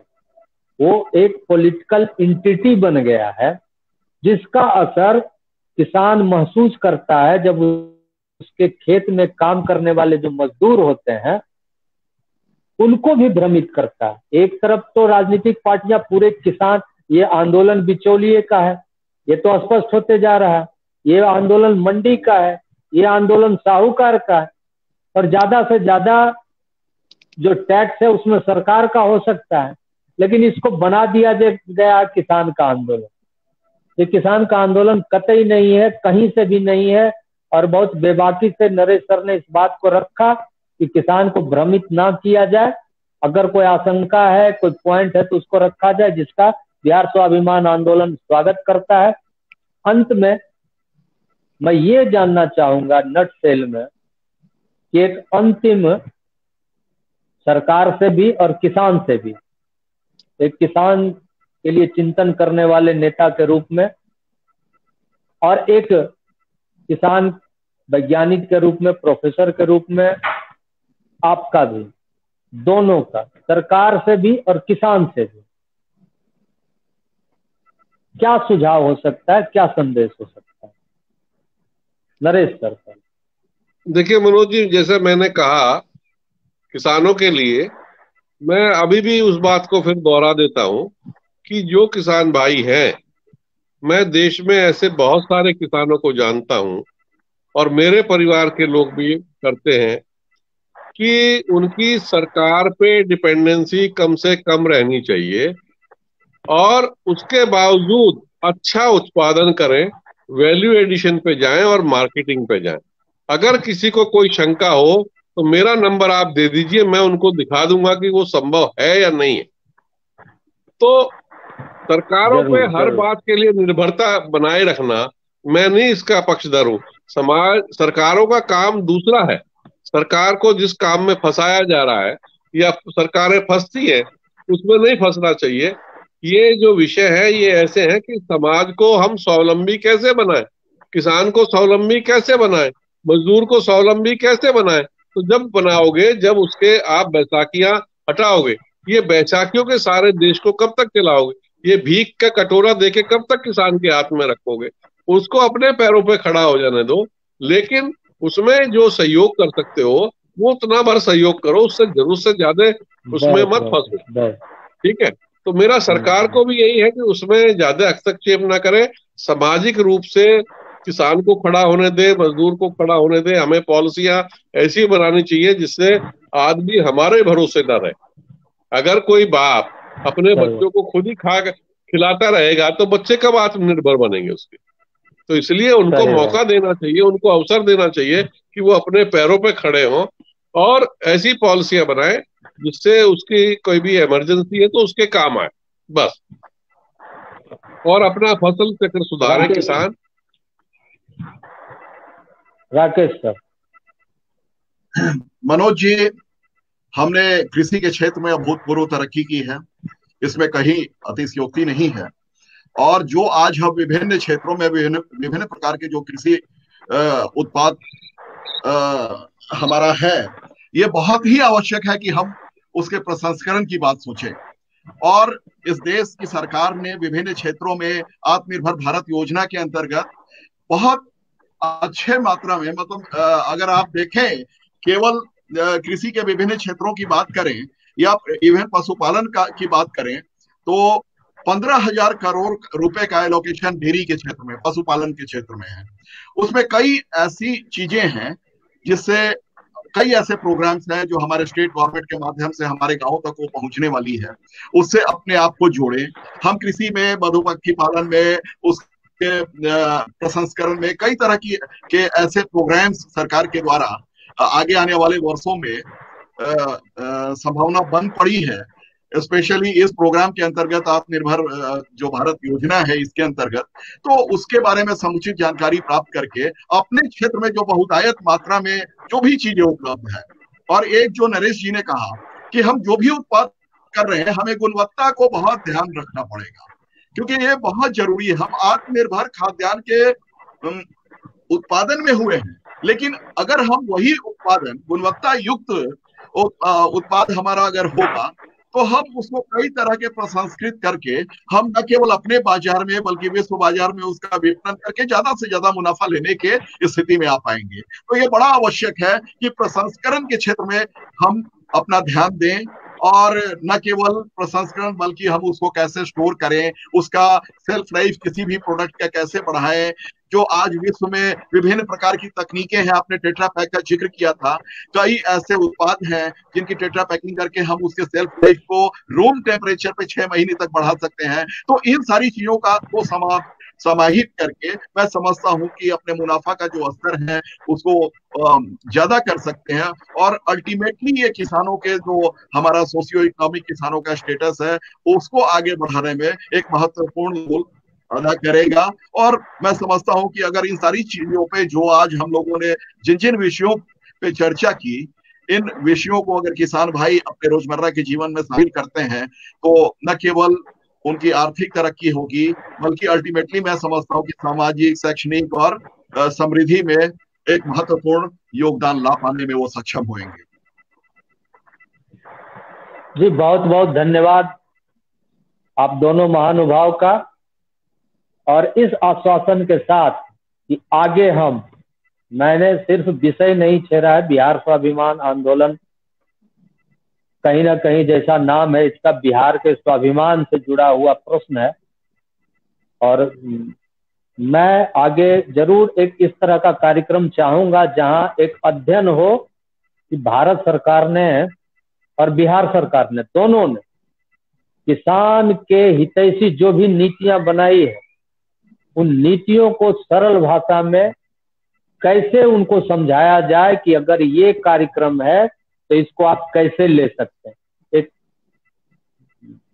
परिचर्चा इस पर कि क्या क्या कार्यक्रम है और उसके पीछे सरकार की क्या मंशा है और आप इसको कैसे अवेल कर सकते हैं, मैं जरूर आग्रह करूंगा बिहार स्वाभिमान आंदोलन से भी और आप लोग से भी कि थोड़ा इस दिशा में भी हम लोग कोई अगला कार्यक्रम बहुत जल्द लेके आएंगे कुछ और नए मेहमान के साथ और आप लोग के साथ, ताकि मेरा मकसद, हम आज बहुत विषय है जो कि जैसा नरेश जी ने कहा कि छूट गए, सर तो सलाहकार रहे किसान चैनल। आज के परिदृश्य में जब हर आदमी को यह एसेस है कि वो अपनी बात को रख सकता है, लोगों के सामने रख सकता है, उस समय भी हमारे पास किसानों के पास अद्यतन जानकारी नहीं होना, इस दिशा में एक कार्यक्रम लाएंगे कि कैसे हम जो सरकार नीति लाई है वो किस रूप में किसान के लिए फ्रूटफुल है और वो कैसे उसको अवेल कर सकता है। अगर असेसमेंट के दौरान कुछ कमी कुछ खामी नजर आए तो फिर उसी बात को सरकार तक कैसे पहुंचाया जाए। एक विशेषज्ञ के रूप में, किसान नेता के रूप में आपका भी दायित्व, जैसे आपने दीनदयाल जी का कि हम किसान या समाज राजनीति के लिए नहीं होता, राजनीति समाज और किसान के लिए होता है। आपने बहुत अच्छी बात कही इसी नोट पर, और सर से भी कि आप चाहे जहां भी रहें, शिक्षा के क्षेत्र में रहें, सरकार में रहें, ब्यूरोक्रेसी में रहें, टेक्नोक्रेट रहें, हम सबका मकसद यही है कि जो अंतिम आदमी है, एक रामायण के चौपाई से हम आज के कार्यक्रम का समापन करना चाहूंगा। रामायण में लिखा गया है कि मूक होए बाचाल, पंगु चढ़े गिरवर गहन, जाहि दीन पर नेह करऊं कृपा मरवन में। तो चाहे हम जिस किसी भी क्षेत्र में हैं, मेरा अंतिम काम यही है कि जो मूक है, जो अपने दर्द को बयां नहीं कर सकता, जो अपनी बात रख नहीं सकता, जो चीजें कहाँ हैं वहां तक जा नहीं सकता, उसको ले नहीं सकता, तो बिहार स्वाभिमान आंदोलन में आज आप सब जुड़े, इसके लिए बहुत आभार। और आगे हम उसी दिशा में काम करेंगे कि जिनके लिए चीजें हैं वो उन तक पारदर्शी तरीके से और समय अनुकूल कैसे पहुंच सके। बहुत बहुत धन्यवाद आप सबों को। मनोज जी आपका भी बहुत बहुत धन्यवाद, और बिहार स्वाभिमान का भी बहुत बहुत धन्यवाद, पूरी संस्था का धन्यवाद जो इस इसमें प्रत्यक्ष और अप्रत्यक्ष जुड़े हैं, सबका बहुत बहुत आभार। सबके लिए मेरे मंगल कामना। मैं अपनी तरफ से भी मनोज जी को धन्यवाद देता हूं कि आपने मुझे मौका दिया। बहुत बहुत धन्यवाद मनोज जी। सिरोही जी, आपको भी धन्यवाद। जी सर, हम लोग फिर मिलेंगे और बहुत जल्द मिलेंगे। इसी के साथ आज का इस कार्यक्रम को यहीं विराम देते हैं। बहुत बहुत धन्यवाद फिर से एक बार आप लोग।